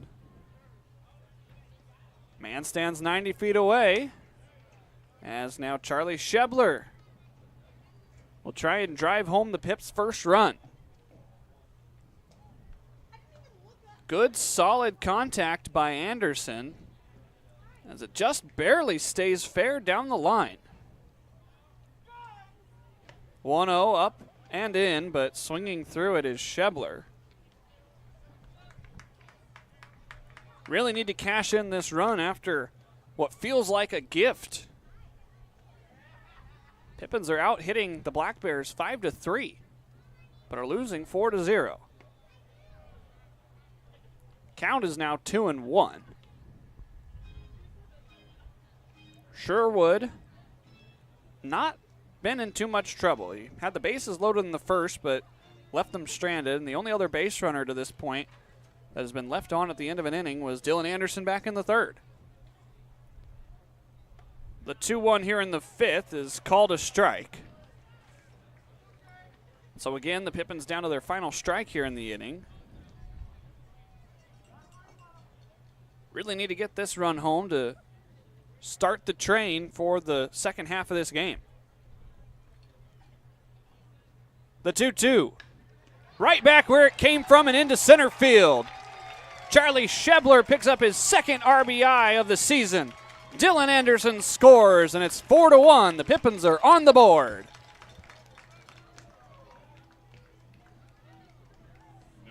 First hit of the night for Shebler.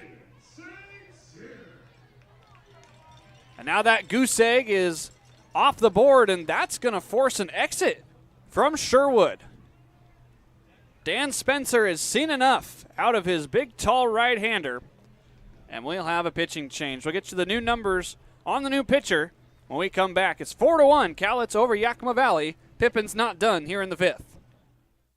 I love coming in here. Everybody is always super welcoming. They always greet me by name. You can tell that everyone here actually likes working here. My favorite thing about Walla Walla orthodontics is how nice the staff are. They're funny, fun, and they're helpful. I had what was called 3D braces. They were the same color as my teeth. People would say, "Oh, you have braces?" They didn't even know that I had braces. I highly recommend this orthodontist office. What do you want? It's just not that easy. What do you want? Seafood? Mediterranean? What do you want? Hey guys, what about West Side Pizza? I love West Side Pizza. I love West Side. I love West Side. Yeah, the Hawaiian's great. Let's do pizza. West Side Pizza? Yeah. Problem solved. Gross. West Side Pizza, saving relationships since 1996. Seattle-born stand-up comedian and impressionist Adam Ray, live at Legends Casino, Friday, July 11th. Known best for his Netflix special, Adam Ray is Dr. Phil Unleashed, as well as his popular YouTube channel. If you don't know what Citizens app is, it's an app you can put on your phone that notifies you of all the danger that's lurking. That sounds like fun. Yeah, there's a lot of people cooking for Cocoa Puffs right outside your door. Tickets on sale now at Ticketmaster.com and Legends Gift Shop. Don't miss Adam Ray, live on July 11th at Legends Casino in Toppenish.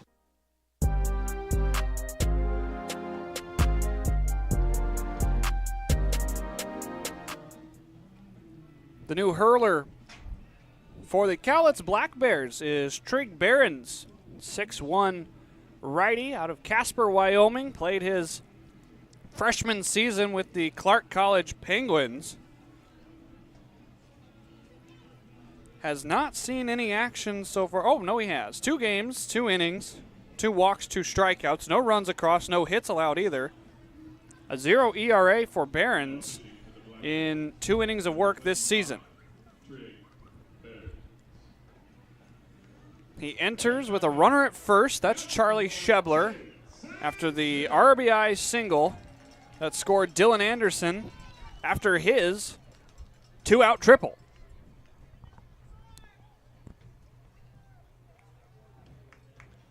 Behrens, noticeable height difference on the mound, 6'1" instead of 6'5". Check over to first, not in time. We haven't seen Shebler get a chance to run yet this year. Sherwood goes 4 2/3, gives up 6 hits, 1 walk, 2 strikeouts. So far, only 1 run across. St. Cyr watches strike 1. Shebler at first is Sherwood's responsibility, and so Behrens inherits that mess. Could be worse. The 0-1. Upstairs. St. Cyr picked up his 3rd hit of the season back in the first inning, but was unable to score, was left stranded at third. Check over is high. No tag applied. Trig Barons with Clark had a 4.32 ERA in 8 games, pitched 8 1/3 innings, gave up 7 runs on 7 hits, 4 of them earned. This one outside, and it skips all the way to the netting. Shebler turns around second, but he will stay there on the wild pitch. Only one wild pitch this last spring for Barons.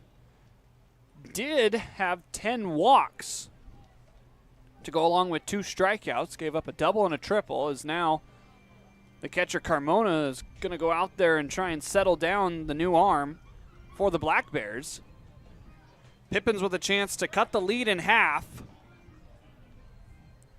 as the second run of the game stands at second base.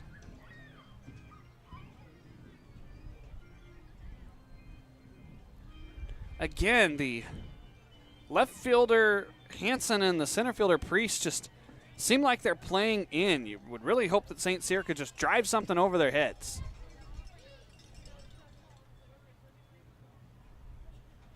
Two balls and 1 strike.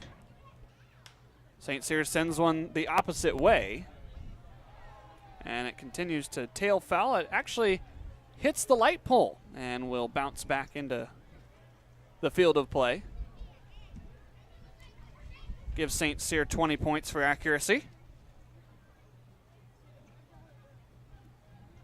So now he'll dig back in with a 2-ball, 2-strike count. Barron's trying to strand a runner he inherited from Sherwood. The 2-2.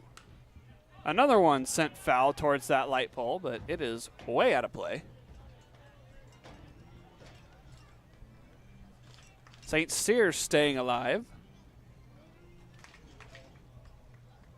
Making Barron's work. Nobody else up behind Barron's in the pen.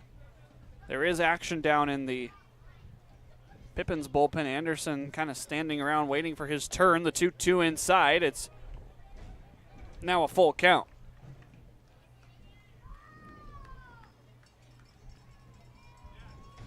Three balls, 2 strikes, 2 outs. Shebler is the man at second. Pippins trying to cut the lead in half. The payoff. Wave and a miss. Barron's able to get the one batter he faces here in the 5th. But the Pippins are able to get on the board. It's 4-1 now as we head to the 6th inning. Black Bears 4, Pippins 1. This is Pippins Baseball. The Coliseum in Rome had their gladiator games, but it can't compete with Legends Casino Hotel's Coliseum of Cash. During our Summer of Games Thursday drawings in June, we're giving away over $77,000 in cash, plus a new Kawasaki side-by-side. Just use your Legends Rewards card to earn entries. Who needs Roman chariot races when you can leave them all in the dust in a Kawasaki side-by-side? All hail Legends Casino Hotel in June, and let this Summer of Games begin. At Cascade Natural Gas, we help smart businesses cover their bases. Old, new, and in between. No matter the age of your building, they all benefit from energy-efficient choices. Cascade Natural Gas offers a long list of incentives for energy-efficient upgrades. Upgrades that save your business money every day. Become one of the many Cascade business owners benefiting from the quality, comfort, and savings of energy-efficient upgrades. Join Team Energy Efficiency and take advantage of rebates from Cascade Natural Gas. Hey, your homework done? Yep.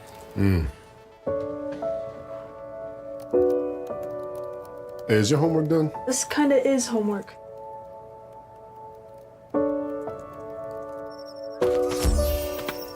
So, what do you think? I'm so proud of you. Can I play some more? Is all your work done? Washington's Lottery is a proud partner in the goal to promote college and career training. Each time you play, you're helping students statewide.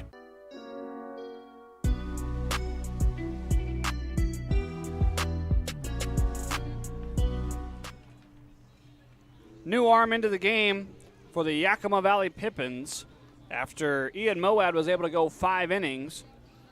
He gives way now to the first man out of the bullpen, Aiden Anderson, who joined the team in the last couple of days.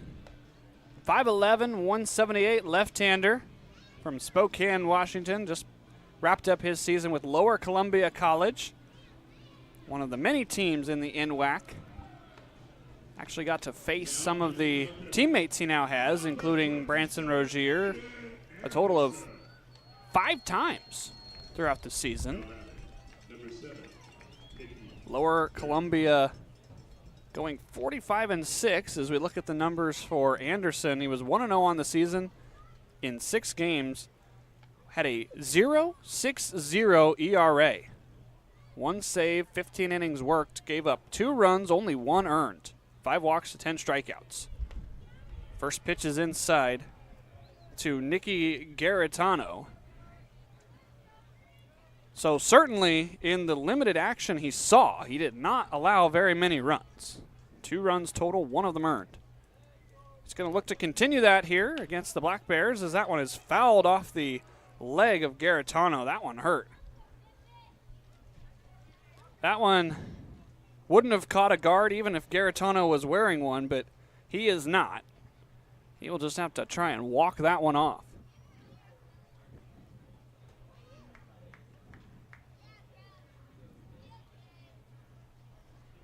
That one will hurt for the next couple of days. There might be a bruise there. But really nothing anybody can do about it. So maybe put some ice on it after the game. He stands back in now. Got to be tough if you're going to swing the bat. The 1-1 on the ground. It's inside the bag, fair at third, and just sits on the chalk after it was touched by the glove of Schebler. That is his 2nd error on the night, 3rd overall for the Pips.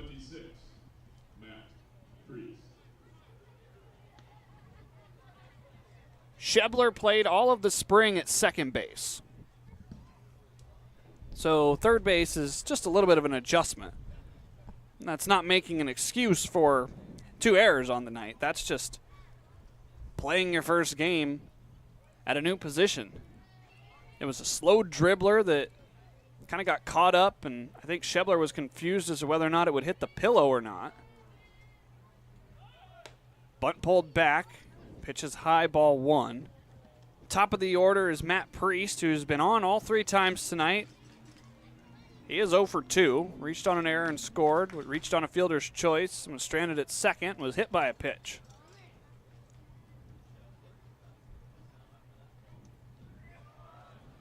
That time the bunt is foul.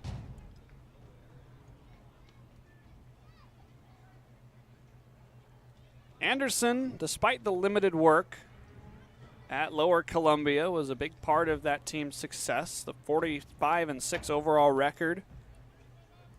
22-2 record in the NWAC.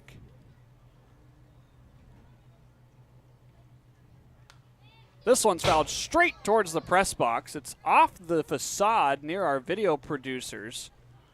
Almost snuck its way in here. That thing was coming in hot.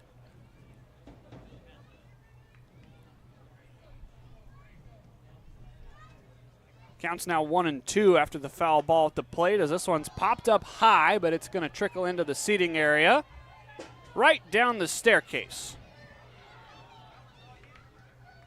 Everybody chasing that ball down the stairs. Count remains at 1-2.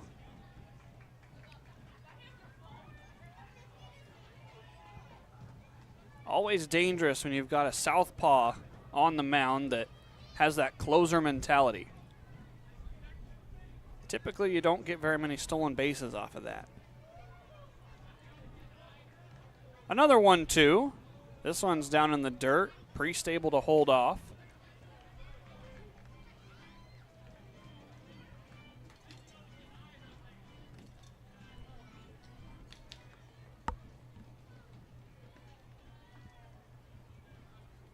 Matt Priest batting .444 when he entered today's contest.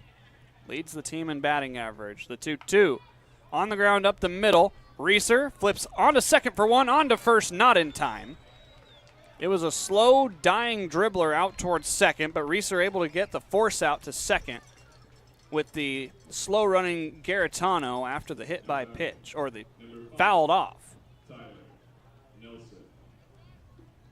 Priest on via the fielder's choice for the second time tonight.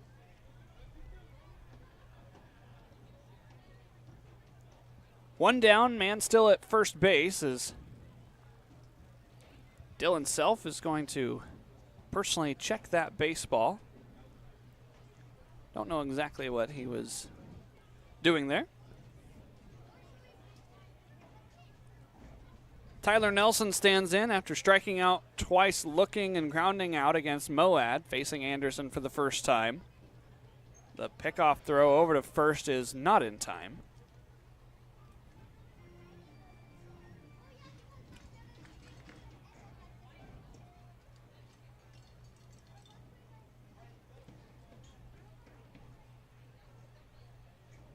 First pitch now to Nelson. On the ground, foul. This one will head down towards the Pippins bullpen.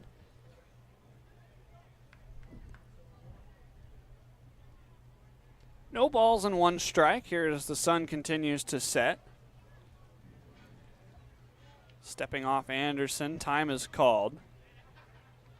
Now we're ready to play.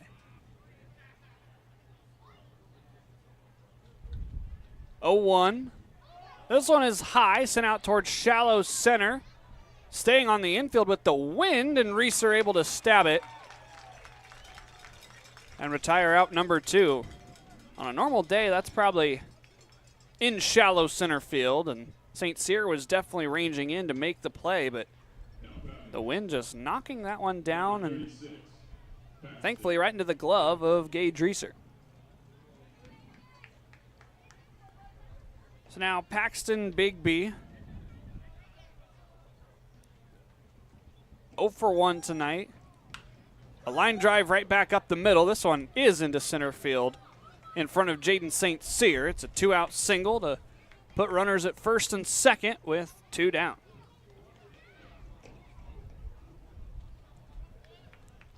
Bigby was done having me say he was 0 for. He had walked and hit a sacrifice fly before striking out back in the 4th. Now he picks up his first hit. Second hit of the season for the tall first baseman. So here's Finnegan Stewart again for the 4th time. A walk, a single, and a ground out. Stepping off Anderson, time is going to be called. Senesac going out to discuss with his left-handed pitcher. These guys still getting to know each other. Of course, this is Anderson's first appearance, and so still probably trying to catch signs. Senesac has done the most catching behind the dish, so he's more used to pitching coach Anthony Alvarado's sign system. 2 on, 2 outs. This one down and in.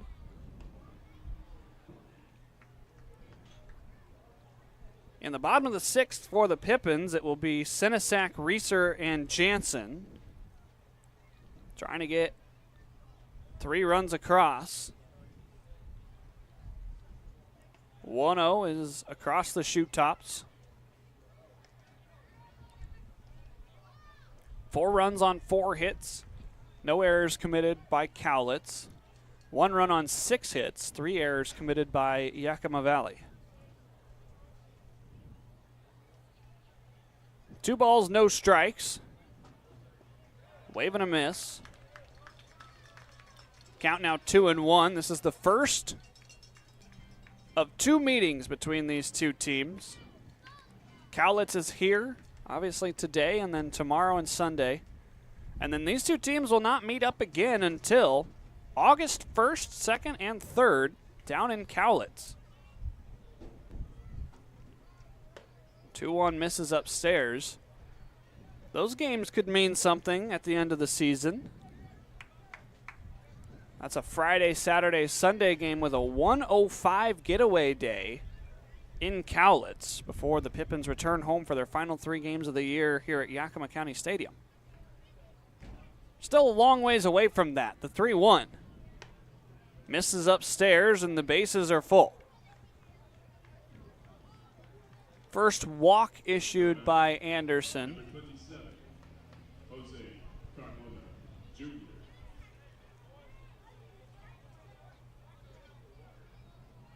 Anderson with Lower Columbia only issued 5 walks.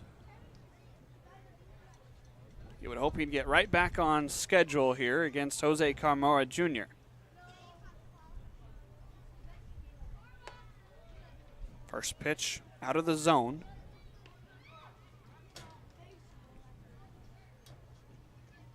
Lefty-lefty matchup. The last time there was a left-hander in the box, Paxton Bigby singled. He stands at second base.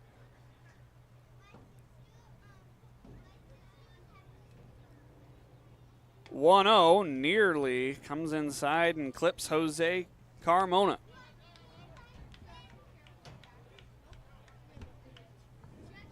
Anderson, the first man out of the bullpen, looking to stop the bleeding.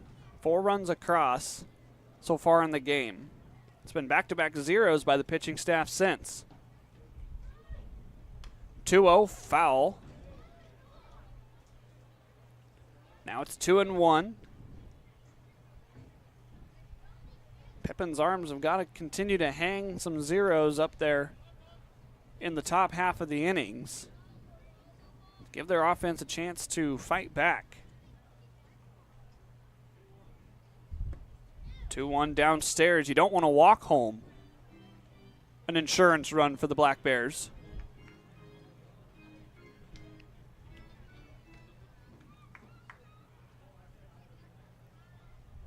Priest at third. Bigby at second. Stewart at first. Anderson's 3-1. Wave and a miss. Now the runners should be able to get a head start.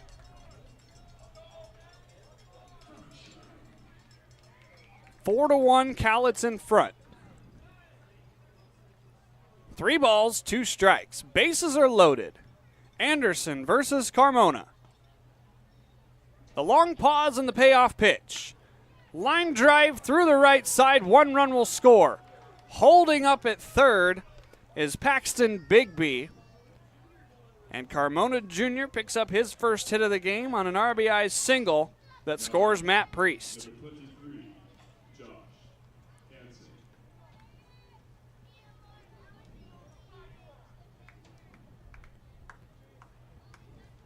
Cowlitz had been scoreless their last 2 frames, but now back to the scoring ways. The bases are still loaded. Josh Hansen, who had an RBI single in the first inning, puts one on the ground towards Bittner. Hop, flip over to second, and Reeser will retire the side. The Bears get 1 more. It's now 5-1 as we head to the bottom of the 6th. The Coliseum in Rome had their gladiator games, but it can't compete with Legends Casino Hotel's Coliseum of Cash. During our Summer of Games Thursday drawings in June, we're giving away over $77,000 in cash, plus a new Kawasaki side-by-side. Just use your Legends Rewards card to earn entries. Who needs Roman chariot races when you can leave them all in the dust in a Kawasaki side-by-side? All hail Legends Casino Hotel in June, and let this Summer of Games begin. At Cascade Natural Gas, we help smart businesses cover their bases. Old, new, and in between. No matter the age of your building, they all benefit from energy-efficient choices. Cascade Natural Gas offers a long list of incentives for energy-efficient upgrades. Upgrades that save your business money every day. Become one of the many Cascade business owners benefiting from the quality, comfort, and savings of energy-efficient upgrades. Join Team Energy Efficiency and take advantage of rebates from Cascade Natural Gas. Hey, your homework done? Yep.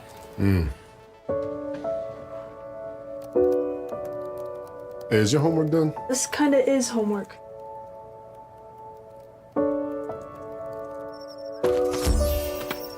So, what do you think? I'm so proud of you. Can I play some more?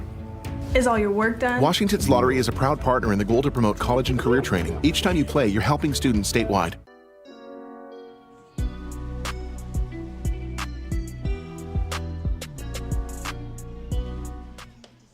Pippins trailing in this one 5-1, but it's important to remember today, June 6th, 81 years ago, the day that turned the tide, the Normandy landings.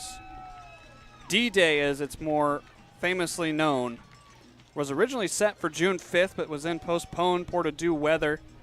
And a group led by Captain James Stagg found a small 24-hour window of clear skies to land on the beaches at Normandy that would eventually lead to an Allied victory in World War II.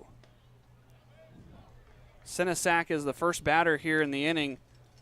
So from myself personally and to, I'm sure for all of those here at the Pippins, we extend our thanks to those that served not only in World War II, but have served in all the conflicts for our great country. As we remember maybe the second most historic day for the U.S. in World War II, the first, of course, being the bombing of Pearl Harbor.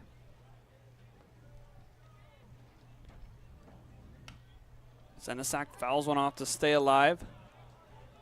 So thank you to those who might be watching that were alive during World War II and served, or who knew someone, a relative, a friend. A huge thank you. Senesac sends a 1-2 pitch out towards left field. Ranging back is the shortstop Nelson, who takes an out away from his left fielder Hansen. That's out number 1. Number 8, Gage Reeser. Beautiful night here in South Central Washington.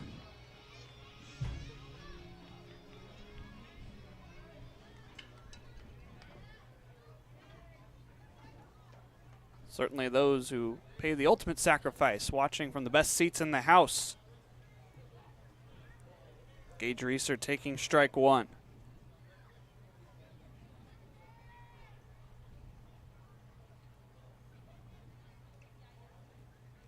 Still Barron's out there on the bump as he throws the first ball of the at-bat to Reeser. He was able to get a strikeout by Jaden St. Cyr to end the 5th inning threat. Now back out there for the 6th. Pitch misses outside. 2 balls and 1 strike. Some numbers on that D-Day landing. There were at least 24,000 paratroopers ready as Reeser sends one into the right center field gap. It hangs up, though, for the right fielder Wainfeld to make the grab. 24,000 paratroopers were ready from the U.S. 82nd and 101st Airbornes and the British 6th Airborne Division.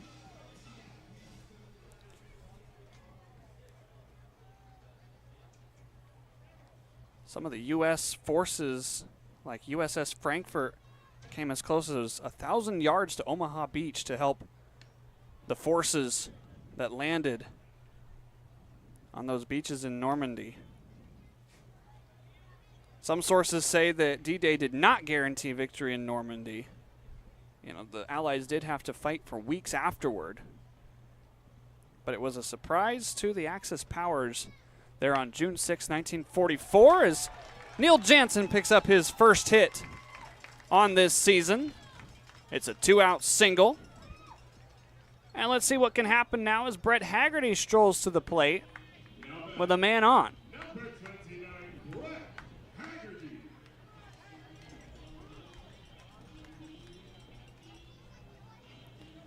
Brett now with 4 hits. He's 4 for 7 on the season.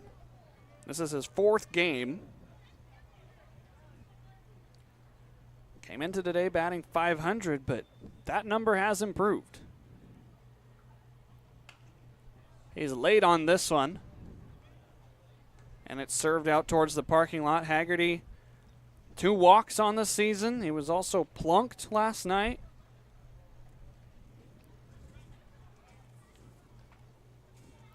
On base percentage today started at .667.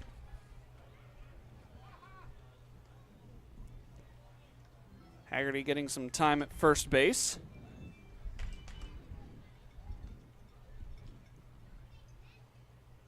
sat as a red shirt this last spring as he prepares to transfer to Coppin State in the fall.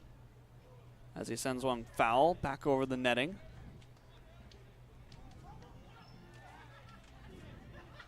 He's behind in the count 0-2. Needs to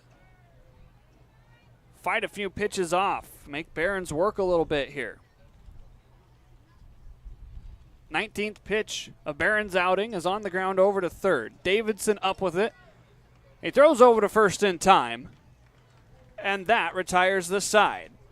Through 6 innings here at the Orchard, it's getting late, and Cowlitz is up 5-1 over the Yakima Valley Pippins.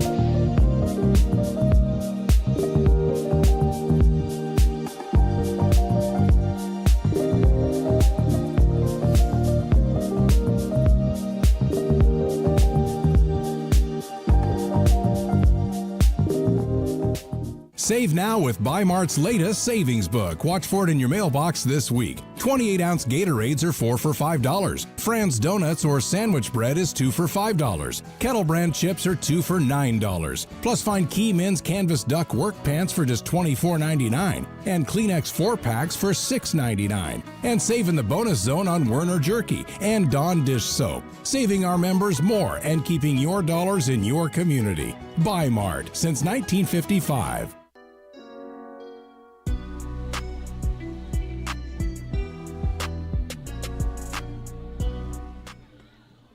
Aiden Anderson back out there for his second inning in relief of Ian Moad, who went 5 innings, gave up the 4 runs. Only 3 hits, though. Struck out 5. The one blemish, I guess you can say, for Moad besides the walks is 5 hit batters. And so that drove his pitch count up a little bit, allowed an extra 5 runners of traffic on the base paths. So now we're in the 7th inning already. We are 6 minutes shy of 2 hours into this game. It's been flying past. 5 runs on 5 hits for Cowlitz, 1 run on 7 hits for Yakima Valley.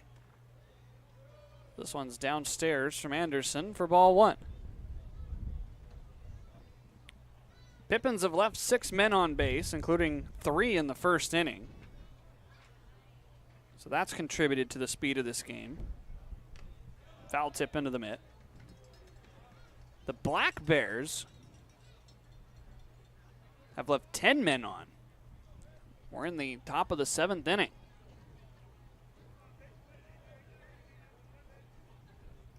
Anderson trying to work a quick inning, get the offense back out there. This is off the end of the bat out towards right. Easy play for Anderson. There's out number 1.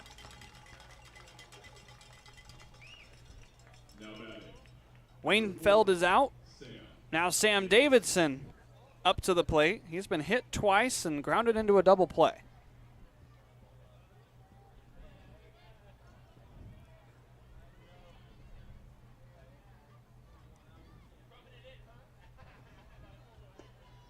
First one downstairs.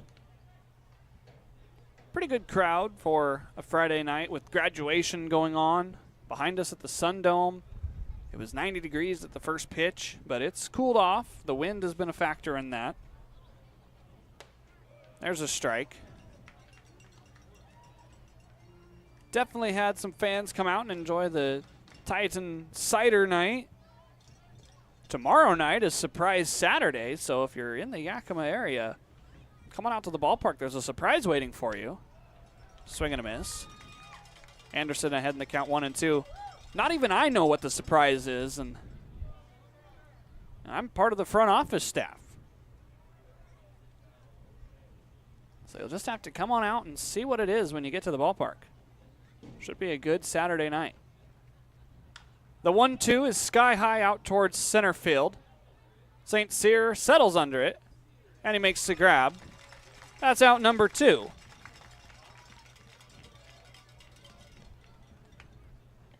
A surprise could be anything. Could be a giveaway for the first 250 fans. Could be buy one, get one food items. Could be discounted tickets. You never know what you're going to see when you come up to the ballpark on a Saturday.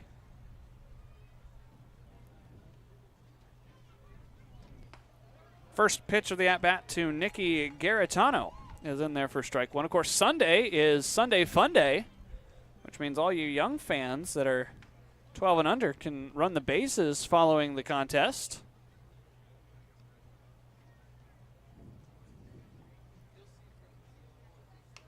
This one's off the barrel into the foul section here in the stands, and another souvenir being gathered in.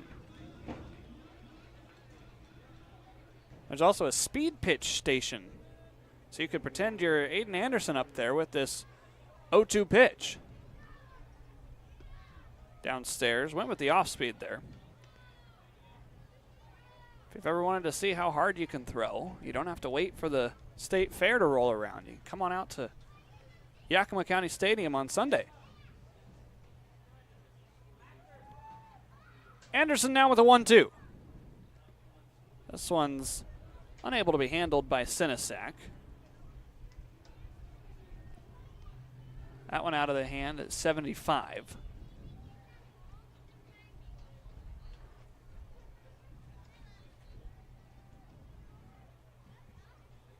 Sunlight all but gone over the ballpark as Anderson ready with the 2-2 pitch under the lights. Backing out, but the pitch down and in. Nicky Garitano has worked the count full.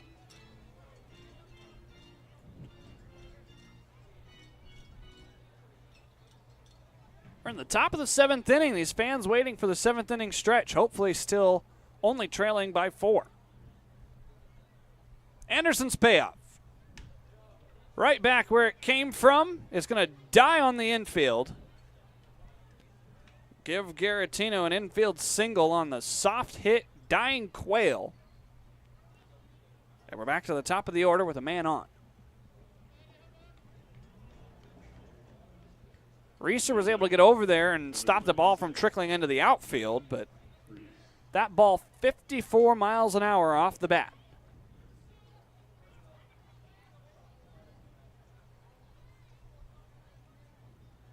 So now here's Matt Priest. Waves the bat tight against his chest. Kind of a unique batting stance. Swinging a two-toned bat, it's got that more natural tan color on the barrel, and then it's a nice bright red. USC burnt maroon, if you call it that.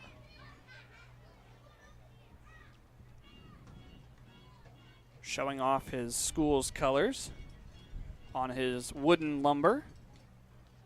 That's redundant, isn't it? Wooden lumber. I know an English teacher in my family who could answer that. On the ground over to third, it's foul. Action continues in the Pippins bullpen. There's some bodies standing around down there. We'll probably see a couple arms throwing in the bottom of the 7th. There's one man standing at the end of the bullpen for the Black Bears.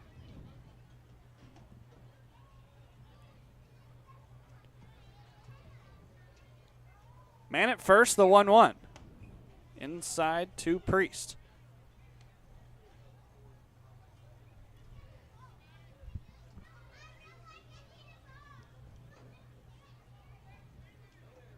Five to 1 is the score here in the top of the 7th inning. The runner takes off. The pitch is fouled at the plate and sent down the third base line. And so Garitano will have to retreat back to first. Priest saw one he liked.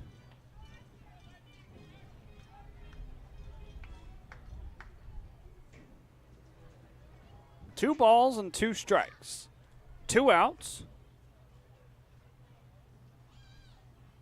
Here's Anderson's pitch.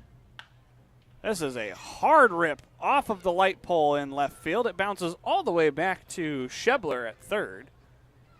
103. Pulled foul by Matt Priest. Man, you keep that fair and it's gone in probably a half a second. Anderson, another 2-2. This one skips in the dirt. Senesac unable to get it in time to attempt a throwdown.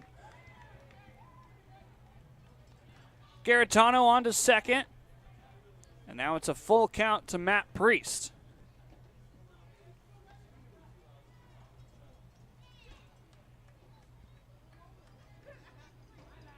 Three balls and two strikes.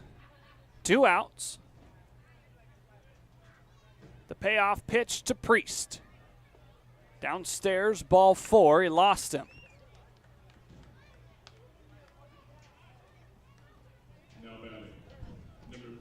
So the wild pitch just got Garitano to second base a pitch early.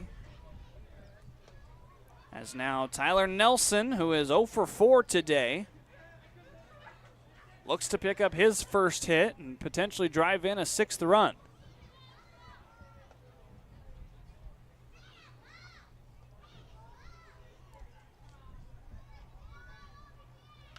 First pitch pop-up.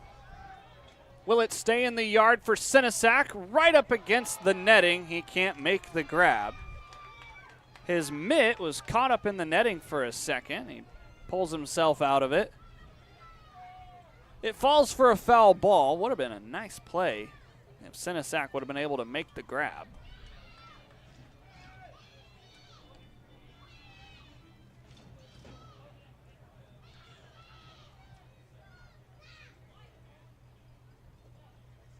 The count's now 0-1 after the near catch by Senesac.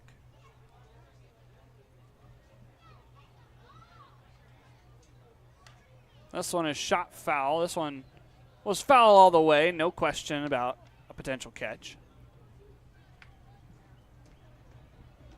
So now it's no balls and two strikes. Anderson is way ahead of the two-hole batter for Cowlitz. Looking for their first win on this season in West Coast League play. 0-2, staying alive. Oh my goodness. That hit one of the devices sitting up on top of the pole. It's just hanging there by a zip tie now. Is that part of our TrackMan system? Well, if the numbers are off, we know why. It's courtesy of Tyler Nelson. You can send him the bill. The 0-2. Swing and a miss. Anderson able to get out of the 2-on, 2-out jam. And it's stretch time here at the Orchard. Pippins trail by 4. It's 5-1 Cowlitz. This is Pippins Baseball. I love coming in here. Everybody is always super welcoming. They always greet me by name. You can tell that everyone here actually likes working here. My favorite thing about Walla Walla orthodontics is how nice the staff are. They're funny, fun, and they're helpful. I had what was called 3D braces. They were the same color as my teeth. People would say, "Oh, you have braces?" They didn't even know that I had braces. I highly recommend this orthodontist office. What do you want? It's just not that easy. What do you want? Seafood? Mediterranean? What do you want? Hey guys, what about Westside Pizza? I love Westside I Pizza. love Westside. I love Westside. Yeah, the Hawaiian's great. Let's do pizza. Westside Pizza? Yeah. Problem solved. Gross. Westside Pizza, saving relationships since 1996.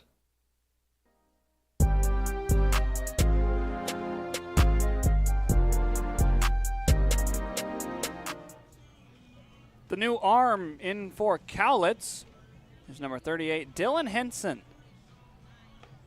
6'7", 210 out of Vanguard University, a native of Temecula, California. So the starter tonight, Sherwood, was 6'5", and then the man that relieves him 3 innings later is 6'7". Not very often do you get that much height from one pitcher, let alone 2. A little bit lankier than Sherwood was.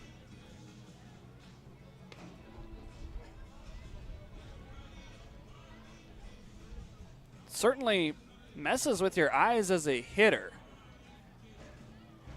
Trying to find the ball from clear up on top of that mound. He does stride a little more than Sherwood did. That's what I was looking at with the first tall man out.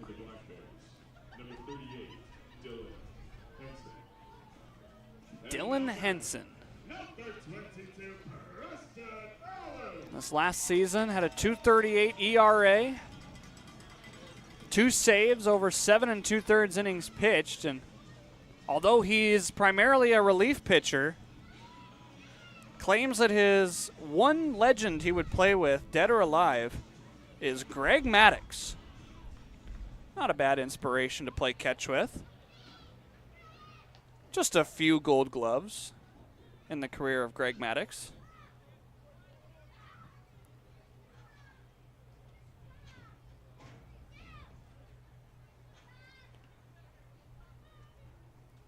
First man he faces is Preston Allen, who watches ball 1. In those 7 2/3 with Vanguard, gave up 2 earned runs, 6 runs total, walked 2 and struck out 8. Opponents only hit a mere 100 against him. Allen sees ball 2. Double barrel action down in the Pippins bullpen. Looks like it's Connor Schlecht up and throwing, as well as the newcomer Ian Fisher throwing a bullpen before he is ready to go tomorrow, as Allen's going to serve one out into left field. Hansen ranges back, and he makes the grab. That's out number 1 here in the 7th. If you remember back to last night, it was the 7th inning when the Pippins finally pulled through with some more offense. They scored 4 runs on 2 hits, 2 errors by the Walla Walla Sweets. They left 2 men on base. So let's see if the 7th inning is kind to the Pippins again. A 4 spot here would tie the game. Looking to score at least 1. Break the goose eggs. First pitch called a strike to Kyler Bittner. He's been frustrated all day. Got caught napping over at first base on a pickoff throw back in the 2nd inning. Was punched out by a half a step after a strong throw by Nelson, the shortstop, in the 5th inning. And now here in the 7th, batting for the 3rd time.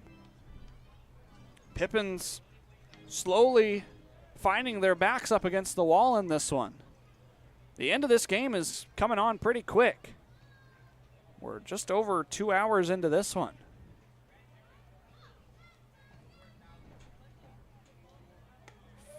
Not 1-1 is inside. Following Bittner would be the top of the order, Dylan Anderson, who singled and tripled, has scored the Pips' only run so far today.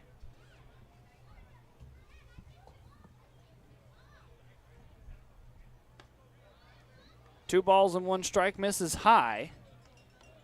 So ball 3, Bittner trying to draw a walk against the 6'7" Henson. Bittner has drawn 2 walks already on this season. He awaits the 3-1. He swings and misses at a pitch on the outer third. So now the count is full. I think the only thing the coaching staff doesn't want here is a strikeout. Would love to see Bittner at least put a ball in play and force this Cowlitz defense to make a throw. That pitch is up and in, buzzed in the tower. And so Kyler Bittner is on with one out. Does have some speed. And now let's see what Dylan Anderson can do here in his 4th trip to the plate. That triple back in the 5th inning, from up here, I initially thought was going to be called a foul ball just because the field umpire, Dylan Self, had to jump and his hands flew in the air. And then he pointed fair, and it trickled right down the line all the way to the access gate that gets you to the batting cages behind the right field wall. Anderson bounces one right back up the middle. On to second for one. He's safe at first. So Bittner is forced out at second base thanks to a toss by Garitano to Nelson. Anderson takes his place. This time with 2 outs, though.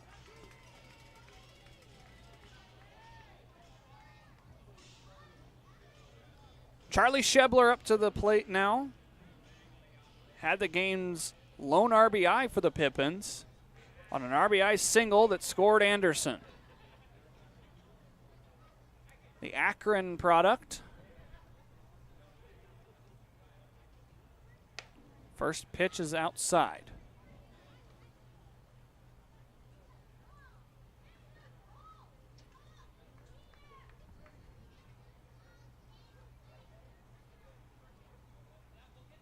Schebler swings a torpedo bat. That one's outside as well. And if you haven't caught on to the trend, the torpedo bat is a bat that the barrel is a little bit abnormally shaped. It's weighted towards more the sweet spot of the bat, which is the part that gives off the best contact. Schebler's going to swing and pop one into the air in right field. Wainfeld initially retreated back, but comes in time to make the grab. And the Pippins strand another runner as we now go to the 8th inning. It's 5-1 Cowlitz. New arm entering for Yakima Valley when we come back. This is Pippins Baseball. The Coliseum in Rome had their gladiator games, but it can't compete with Legends Casino Hotel's Coliseum of Cash. During our Summer of Games Thursday drawings in June, we're giving away over $77,000 in cash, plus a new Kawasaki side-by-side. Just use your Legends rewards card to earn entries. Who needs Roman chariot races when you can leave them all in the dust in a Kawasaki side-by-side? All hail Legends Casino Hotel in June, and let this Summer of Games begin. At Cascade Natural Gas, we help smart businesses cover their bases. Old, new, and in between. No matter the age of your building, they all benefit from energy-efficient choices. Cascade Natural Gas offers a long list of incentives for energy-efficient upgrades. Upgrades that save your business money every day. Become one of the many Cascade business owners benefiting from the quality, comfort, and savings of energy-efficient upgrades. Join Team Energy Efficiency and take advantage of rebates from Cascade Natural Gas. Hey, your homework done? Yep.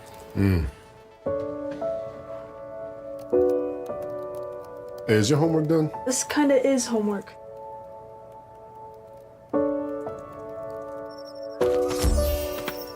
So, what do you think? I'm so proud of you. Can I play some more?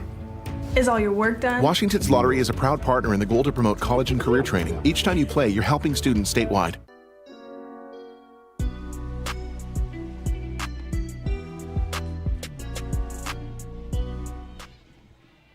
Well, it's the hometown kid, Connor Schlecht, into the game here in the 8th inning. Schlecht, 6'3", 175 from right here in Yakima, Washington. Attended West Valley High School, not too far away from where I'm staying for the summer. On the season for Schlecht, been in one game. He started, went 1 1/3, gave up 2 hits, 3 runs, 2 of them earned, 1 walk, 1 strikeout. He did take the loss in that game. That was game 3 up in Wenatchee. That was a game where the Apple Sox scored 17 runs. So He was the first man out there and gave up the first two, and the Pippins were unable to take the lead after that, so he gets tagged with the loss. He's now out there looking to hang a 0 here in the 8th inning. Pippins' offense has been fairly quiet so far tonight. The 1 run back in the 5th inning. All they have to say on 7 hits.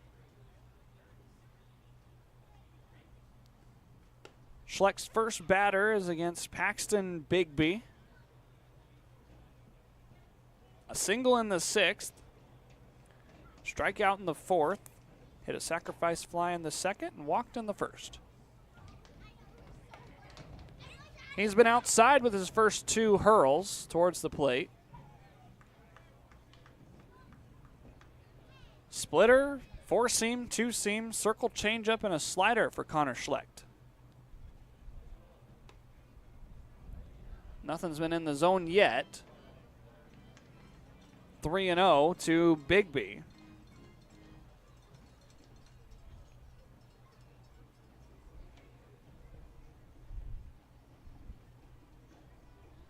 Schlecht on the way. This one catches the zone. Bigby knew it. Takes a practice cut. Schlecht with some friends and family here in the stands. After he was announced, there was a nice round of applause. 3-1, a wave and a miss. He has worked his way back into this count.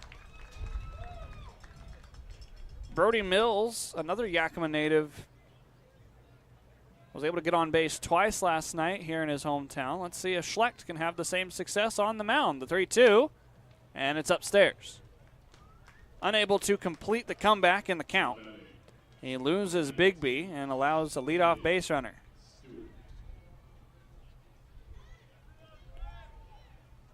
Three times tonight, the leadoff man's been retired by Pippins pitching.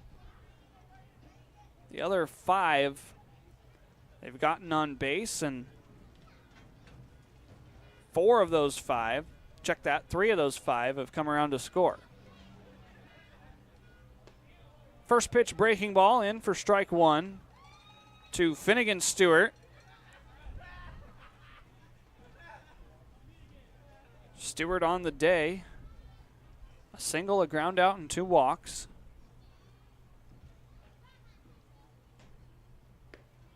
Next one misses down and away.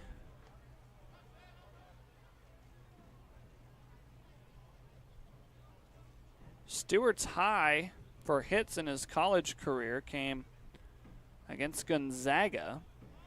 Picked up 4 hits as squaring to bunt. The throw goes down to first. It's not in time. The game against Gonzaga on March the 11th this last spring went 4 for 5. Excuse me, 2 for 5 with 4 RBI. That's his high in RBIs. It's also tied for his highs in hits. That pitch in the zone, 2-2. Does have some hit capability in that bat.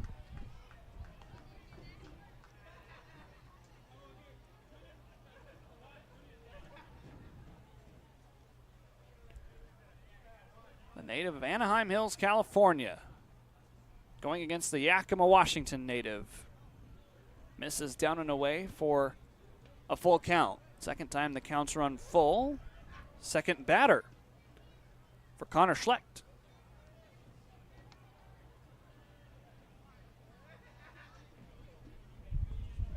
Couldn't complete the comeback against the last batter. Here's the 3-2. It's fouled back.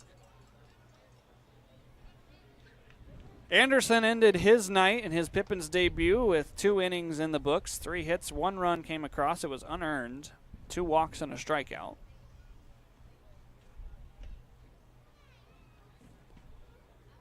Now Schlecht, the third man, out of Anthony Alvarado's pen. That 3-2 is sent foul. We'll continue to fight here.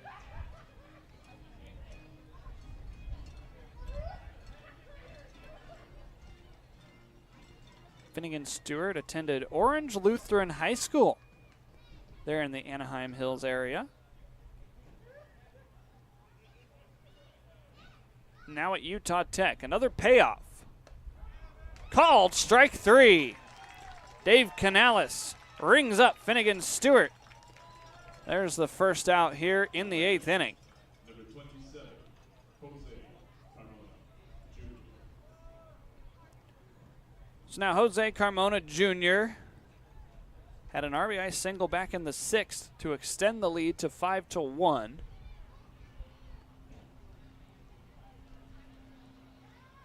Other than that, he is 1 for 4 on the day. First pitch is right in there. Dave Canales just kind of raises that right arm. Doesn't really shoot the arm or point the arm to call his strikes. Obviously more of a vocal umpire. That pitch down and away. Again, this is an umpiring crew that the Pippins have seen a lot. All 3 games up in Wenatchee, their non-league contest against CCL. This one's downstairs. 2 balls and a strike. While we're talking about the league, let's get a look around the West Coast League at some scores. Some games just about ready to wrap up. The 2-1 is high and tight. In the top of the 9th inning, Nanaimo is up on Wenatchee, 7-2. The Apple Sox in their first road trip. Port Angeles is up 5-2 on Victoria in the top of the 8th. Kelowna up on Kamloops, 8-7 in the top of the 8th. Runner takes off at first, swing and a miss. The throw goes down. It trickles into center field. Wisely staying put as St. Cyr was covering was Paxton Bigby. He does get the stolen base. The count's now 3-2 on the big swing by Jose Carmona. Corvallis is up 10-5 on the Bend Elks in the top of the 7th inning, looking for their first win of the year. Walla Walla is whipping on Ridgefield 16-5 in their home opener. That's the bottom of the 5th inning down there. Fouled back, we'll do it again. Edmonton up 6-4 on Bellingham in the top of the 9th. And Marion and Portland tied at 1. Marion trying to hand Portland their first loss of the season, as the Pickles are off to a 6-0 start here in West Coast League play as the defending WCL champs.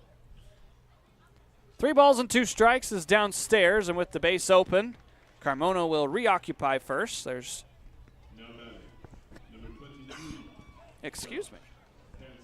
2 walks in the inning. There's the standings coming into today. You'll have to excuse me, I got a tickle in my throat.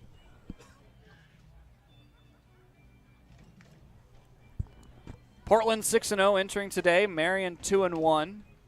Springfield, Walla Walla, Yakima Valley, Bend all tied at 3-3. Ridgefield 2-4. Then Cowlitz and Corvallis both winless. Both teams in a good spot to pick up their first win should both of the scores hold. You look over at the north, Edmonton 3-0. They're about to be 4-0 with a game that is in the top of the 9th inning against Bellingham. Wenatchee, Bellingham, Kamloops all at 4-2 entering today. The Night Owls and the Harbor Cats down there at 3-3. And then Port Angeles and Kelowna at the bottom of the pack. Both picked up their first win last night.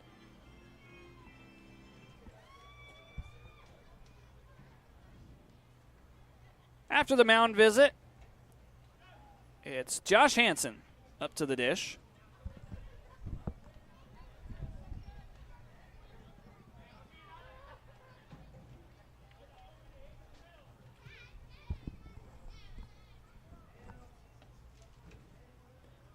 Five to 1 the score here in the top of the 8th inning. Black Bears with more traffic on the base paths. First one down and away. Wind's starting to pick up a little bit. My pages and screens are all blowing around here in the press box. Still swirling around. The flag dances back and forth between blowing in and blowing out. Schlecht behind in the count, 2-0.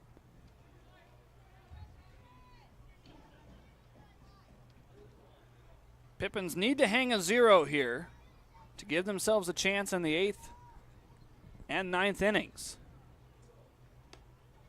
2-0 is down and away. Schlecht in danger of walking the bases full. He lost Bigby after working the count full and then was able to come back and strike out Stewart on a full count. Carmona drew a 3-1 walk, and now it's 3-0 here to Hansen. That one unable to be brought back by Sinasak. 3 walks are the 3 base runners here in the inning. And now the bags are juiced for a pinch hitter for Cowlitz. It will be Gavin Poffenroth from Skagit Valley College pinch hitting here. So Trent Wainfield is yanked. Poffenroth. Poffenroth.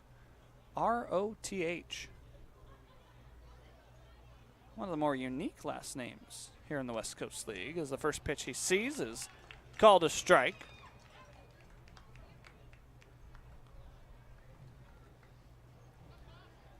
Wainfield ends the night 0 for 2, or no, 0 for 3 rather. As a balk is called by Dylan Self, and a run will come home. Schlecht asking for an explanation. It's now 6-1 in favor of the Black Bears.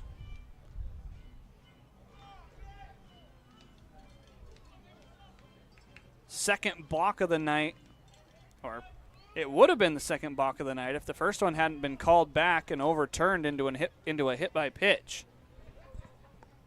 So that is the first official balk of the night. And it brings home a run. Infield plays in with 1 out. This one back where it came from, off the glove of Schlecht. He's going to throw home. Sinasak can't find the ball. The run scores as Sinasak tried to throw the tag down before he had the baseball. And now 2 runs are home. It's 7-1 Cowlitz.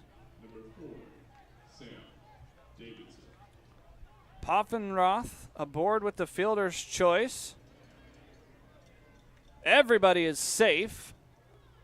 And there's still only 1 out. Schlecht got the ball to the plate in time, but just unable to glove it was Sinasak. Runner takes off. The throw goes down. The tag applied. It is in time. The run scores as Gage Reeser falls to the seat of his pants. It's 8-1, and the bases are empty now with 2 outs.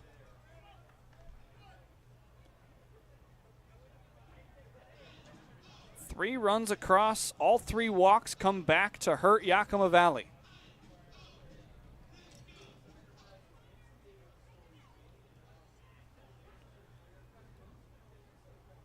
Here's Sam Davidson with the bases empty.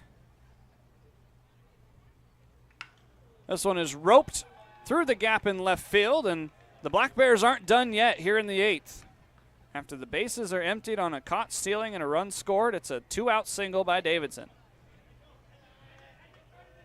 Now batting, number 7, Nicky Garetano. That'll bring up Nicky Garetano. He is 2 for 4 tonight. He's been on base all 4 times thanks to a pair of errors by the Pippins infield. Pitch way upstairs. Schlecht was close to getting a second out at the plate and not allowing a second run to come across, but the ball skipped away from Sinasak, and then the third run of the inning scored on a stolen base. This one's out to short. Bittner up with it. He throws over to first in time, but the damage has been done. 3 more runs come across for Cowlitz. It's now 8-1. As we head to the bottom of the 8th inning, the Pippins need some offense here late in this game. This is Pippins baseball. I love coming in here. Everybody is always super welcoming. They always greet me by name. You can tell that everyone here actually likes working here. My favorite thing about Walla Walla orthodontics is how nice the staff are. They're funny, fun, and they're helpful. I had what was called 3D braces. They were the same color as my teeth. People would say, oh, you have braces? They didn't even know that I had braces. I highly recommend this orthodontist office. What do you want? It's just not that easy. What do you want? Seafood? Mediterranean? What do you want? Hey guys, what about West Side Pizza? I love West Side Pizza. I love West Side. I love West Side. Yeah, the Hawaiian's great. What's your pizza? West Side Pizza? Yeah. Problem solved. Gross. West Side Pizza, saving relationships since 1996.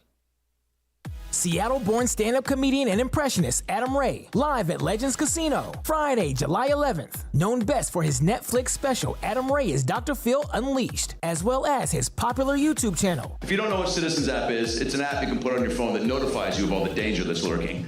That sounds like fun. Yeah, there's a lot of people cooking for Cocoa Puffs right outside your door. Tickets on sale now at Ticketmaster.com and Legends Gift Shop. Don't miss Adam Ray, live on July 11th at Legends Casino in Toppenish.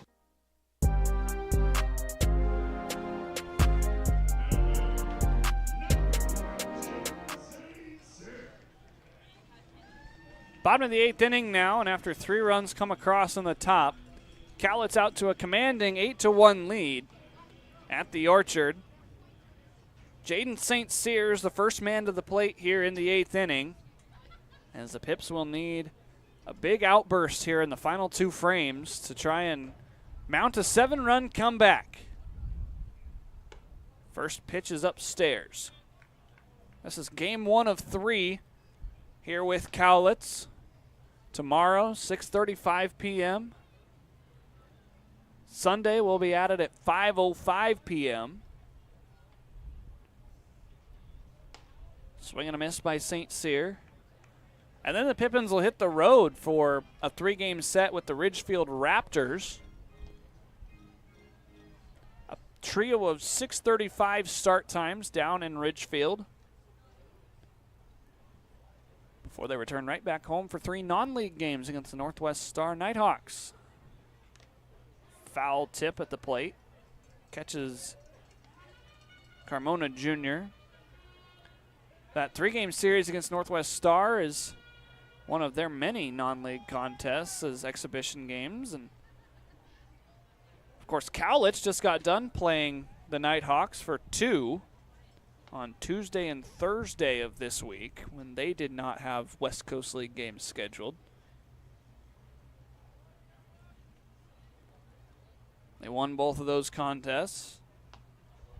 So despite the 0-3 record here in West Coast League play, they have felt what it's like to win, only against the non-league contest. 1-2 pitch now to St. Cyr is in the dirt. St. Cyr, Senesac, and Gage Reese are due up here in the 8th.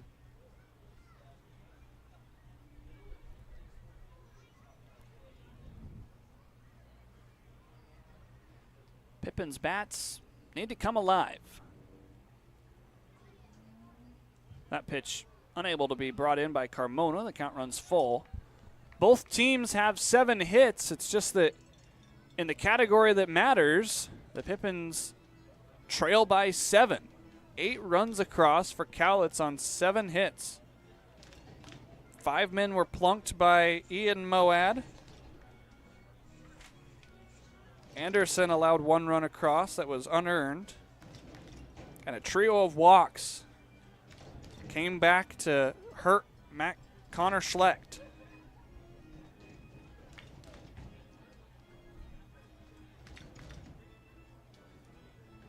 Crowd on hand trying to encourage St. Cyr to find his way on base. It's 3 balls and 2 strikes as Henson is still out there, the 6'7" righty. Here's the payoff. It is upstairs, and St. Cyr is the first man aboard here in the 8th. Let's see if that is the spark the Pips need to get something going here late in this contest, as Max Sinisak will have to wait after a pitching change by Dan Spencer. He's seen enough out of his 6'7" righty. We'll get you the numbers on their new arm when we come back. This is Pippins Baseball. The Coliseum in Rome had their gladiator games, but it can't compete with Legends Casino Hotel's Coliseum of Cash. During our Summer of Games Thursday drawings in June, we're giving away over $77,000 in cash, plus a new Kawasaki side-by-side. Just use your Legends Rewards card to earn entries. Who needs Roman chariot races when you can leave them all in the dust in a Kawasaki side-by-side? All hail Legends Casino Hotel in June, and let this Summer of Games begin. At Cascade Natural Gas, we help smart businesses cover their bases. Old, new, and in between. No matter the age of your building, they all benefit from energy-efficient choices. Cascade Natural Gas offers a long list of incentives for energy-efficient upgrades. Upgrades that save your business money every day. Become one of the many Cascade business owners benefiting from the quality, comfort, and savings of energy-efficient upgrades. Join Team Energy Efficiency and take advantage of rebates from Cascade Natural Gas. Hey, your homework done? Yep.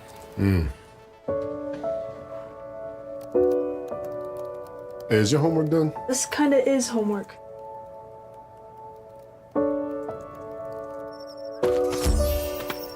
So, what do you think?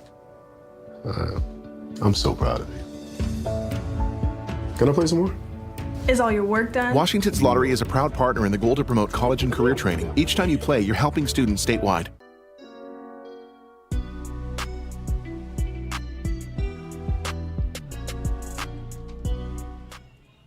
Fourth man out of the bullpen for the Cowlitz Black Bears. It's number 28, Camden Orem. Inherits a leadoff walk from Henson to St. Cyr.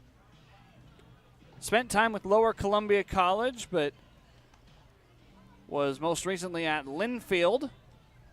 Was an all-NWAC honorable mention during his junior campaign. This last season pitched to a .390 ERA, was 4-3 in 13 games, 11 of them started.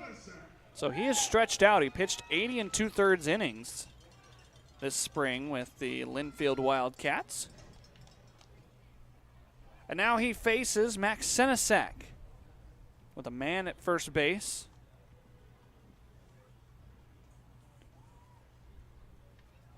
First pitch is waved at and missed by Sinisak. Orem on the season for Cowlitz.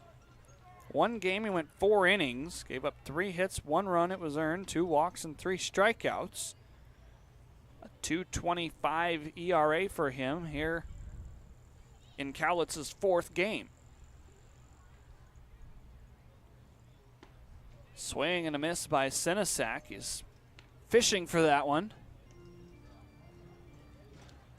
The count now 0-2. Sinisak digs back in. St. Cyr's the man at first. Pippins needs some offense.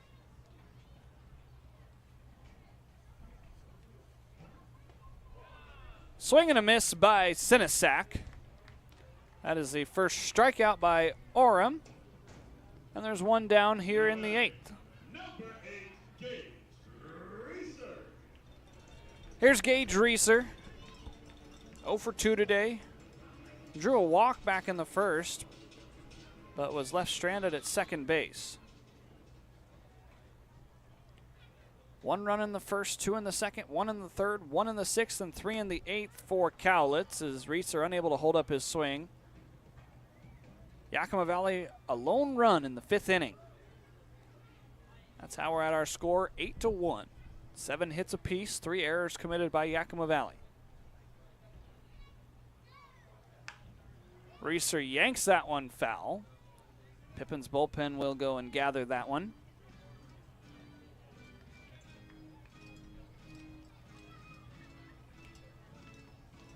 First time at home, the Pips have worn those blue uniforms.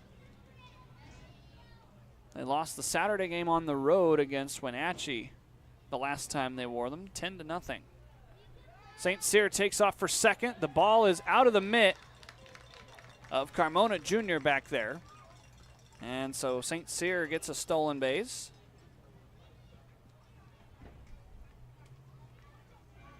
Pitch was called a ball as well, so it's 1-2 as Carmona will head out and chat with Orem. St. Cyr, the run belongs to Henson.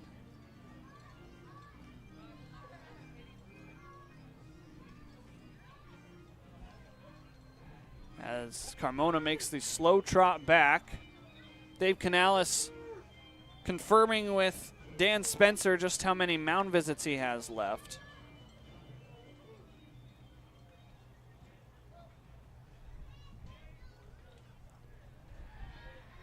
Now Aram ready after the long pause, the 1-2 inside, just about clips Reeser. 2 balls and 2 strikes. I've said this already tonight, but it just looks like the outfield for Cowlitz is playing way in. The 2-2. That one does plunk Reeser, but he's going to be asked to stay in the box. He is out. Oh, my goodness. Garrett DeGallier immediately out of the dugout to argue. That was high and tight as Reeser makes the slow walk back to the dugout.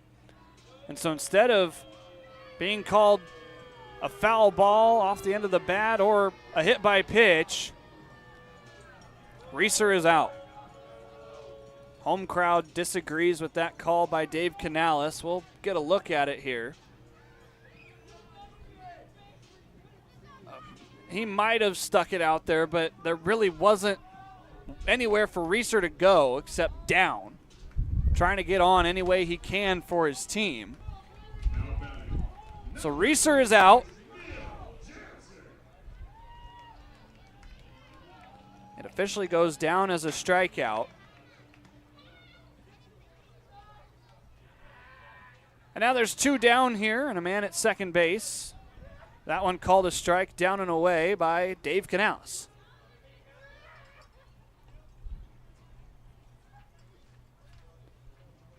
Tough break for Yakima Valley here in the 8th.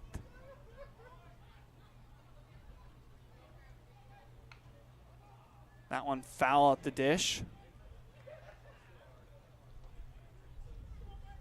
Now Orem a strike away.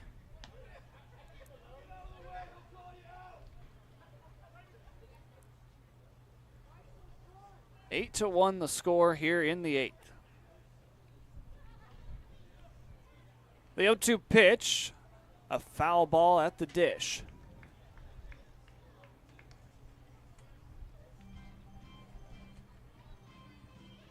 Another ball got a piece of Carmona Jr. as Dave Canales will grant him some time to recover.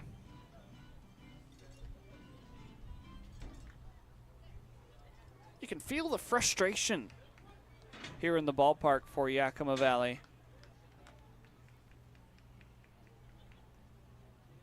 Seventh game of the year, and this is the 3rd time Dave Canales has been behind the dish. The 0-2 is, this one is sent high and deep out to left field. Getting turned around out there, and the ball drops.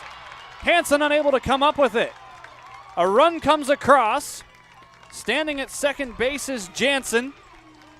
It's now 8-2. Pippins at the start of what needs to be a 7-inning comeback. St. Cyr didn't stop running with 2 outs. Jansen in at second. It's officially ruled a hit. So the Pippins back to out hitting the Black Bears, 8-7. Hanson just got all sorts of turned around up there in left field.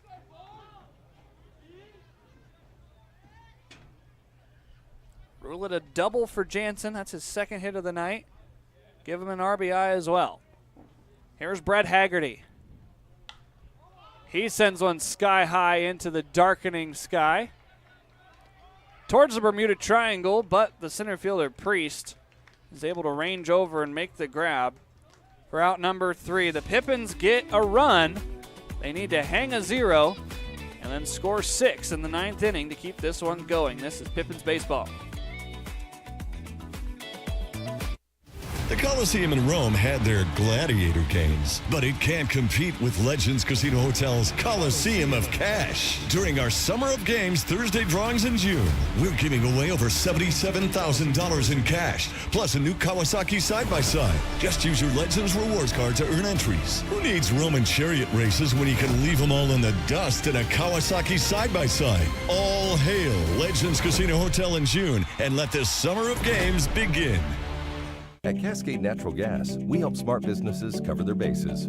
Old, new, and in between. No matter the age of your building, they all benefit from energy-efficient choices. Cascade Natural Gas offers a long list of incentives for energy-efficient upgrades. Upgrades that save your business money every day. Become one of the many Cascade business owners benefiting from the quality, comfort, and savings of energy-efficient upgrades. Join Team Energy Efficiency and take advantage of rebates from Cascade Natural Gas. Hey, your homework done? Yep.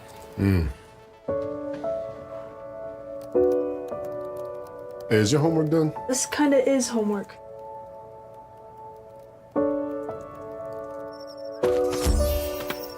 So, what do you think? I'm so proud of you. Can I play some more? Is all your work done? Washington's Lottery is a proud partner in the goal to promote college and career training. Each time you play, you're helping students statewide.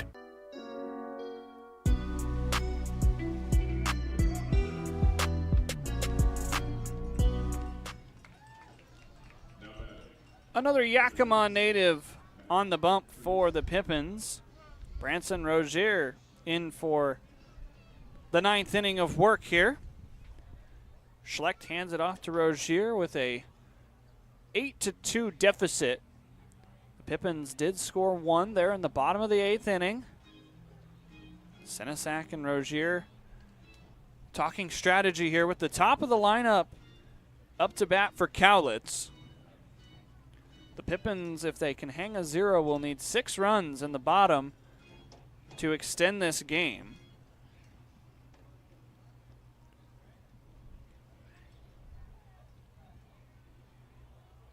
But first, it starts with Rozier.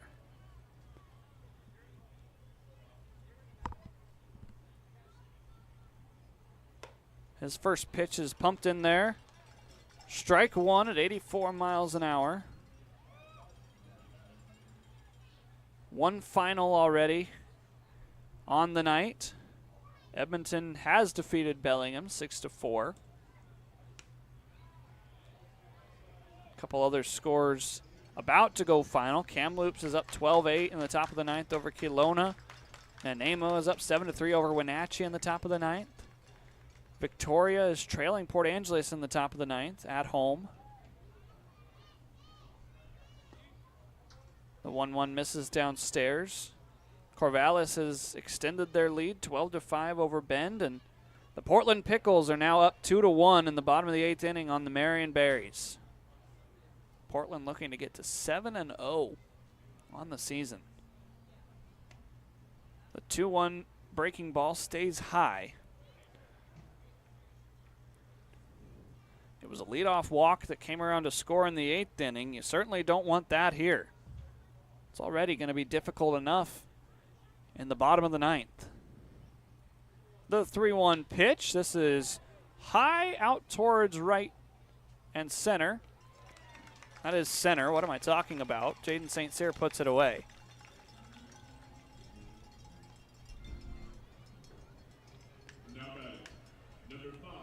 Tyler Nelson is the next man to hit. He struck out 3 times, grounded out and popped out.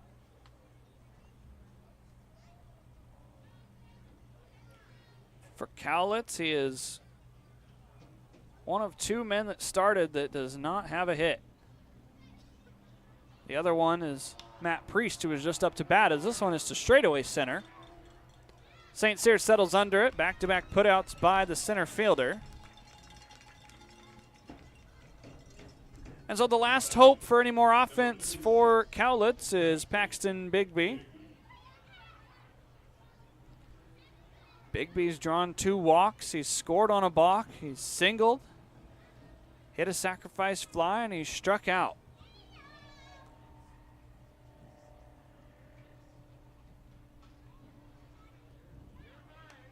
First pitch outside. Rozier trying to work a 1-2-3. Get the offense back out there. Stepping off. 8 hits tonight for the Pips. They had 7 last night. Just unable to hold the opponent to a low score. No appeal down. It's 2-0.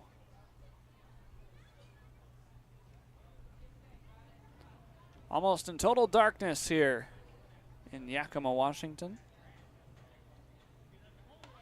The 2-0 is up at the kneecaps.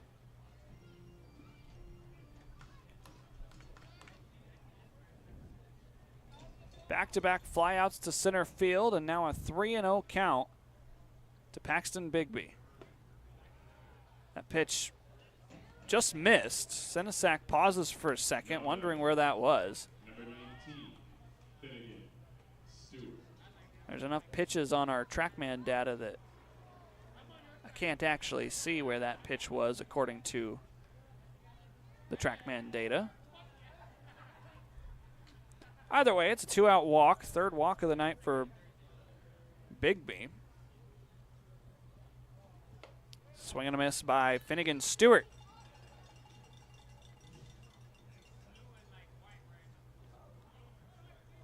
Stewart on the night, picked up a single in the second, walked, grounded out, walked again, and struck out looking.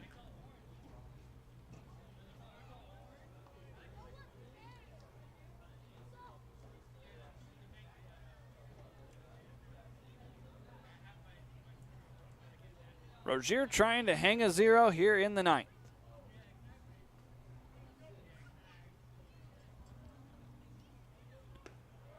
That one in there for strike number 2, and he's a pitch away from doing so.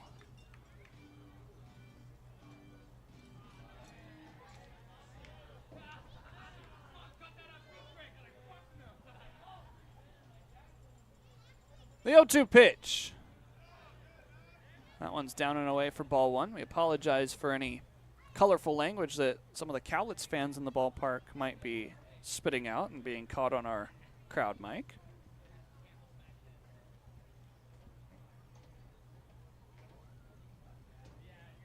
The 1-2 pitch now. Misses high and away. Bigby is dancing around over there at first base. That might be distracting Rozier just a little bit.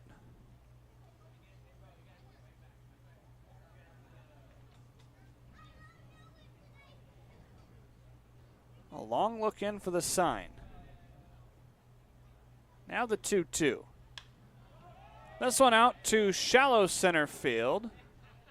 St. Cyr ranges over. He makes all 3 outs in the 9th inning. Here we go. The Pippins need 6 in the bottom of the 9th to extend this game. This is Pippins baseball.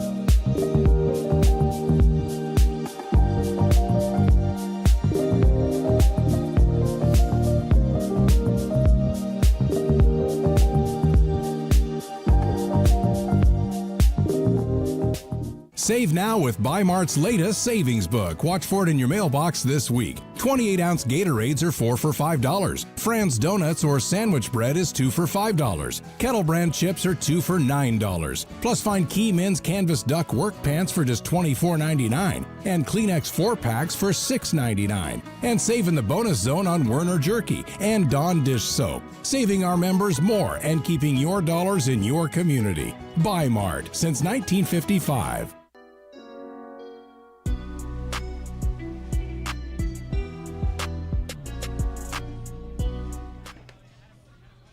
9-1 are looking to get it started for the Pippins here in the bottom of the 9th inning, trailing by 8-2 against the winless Cowlitz Black Bears.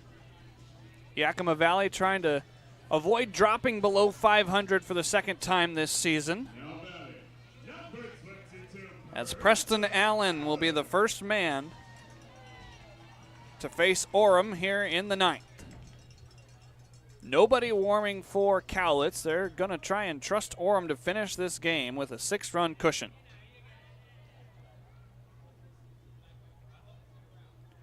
It's a righty-lefty matchup to start. Wave and a miss. Kyler Bittner waits on deck. He's had a frustrating night at the plate.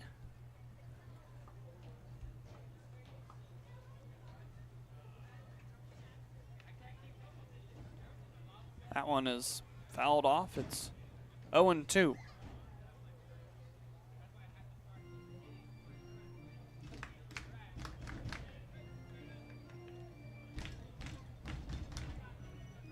Another one that got a piece of Carmona Jr. Dave Canales has granted more free time to Carmona tonight than the express lane at the DMV.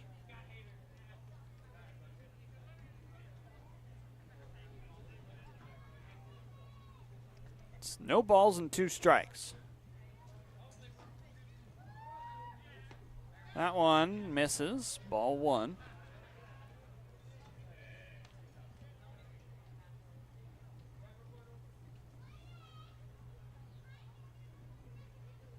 Tomorrow night, the Pippins will be back in action. Same time, same place, same opponent. The 1-2 is lined right at the first baseman, Bigby.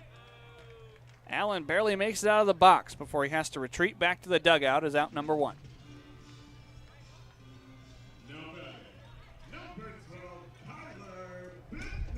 Kyler Bittner stands in.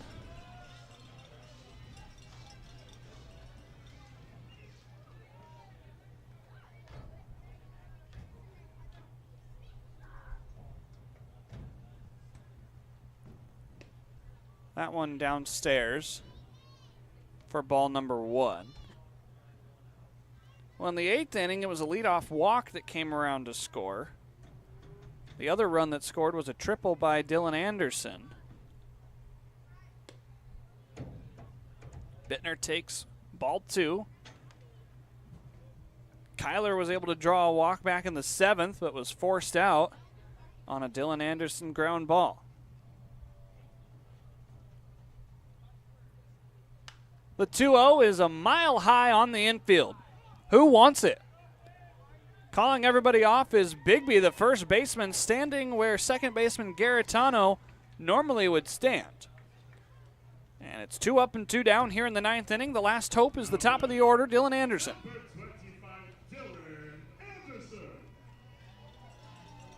Anderson on the night. A single and a triple. A fielder's choice.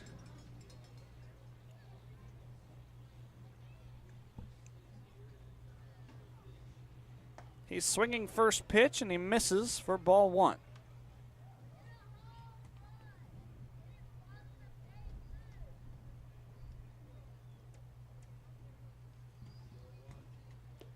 That one downstairs. Anderson came into the day batting 190. He's 2 for 4 today. He serves one into foul territory down there by lefties. And now the Pippins down to their final strike here on a Friday night.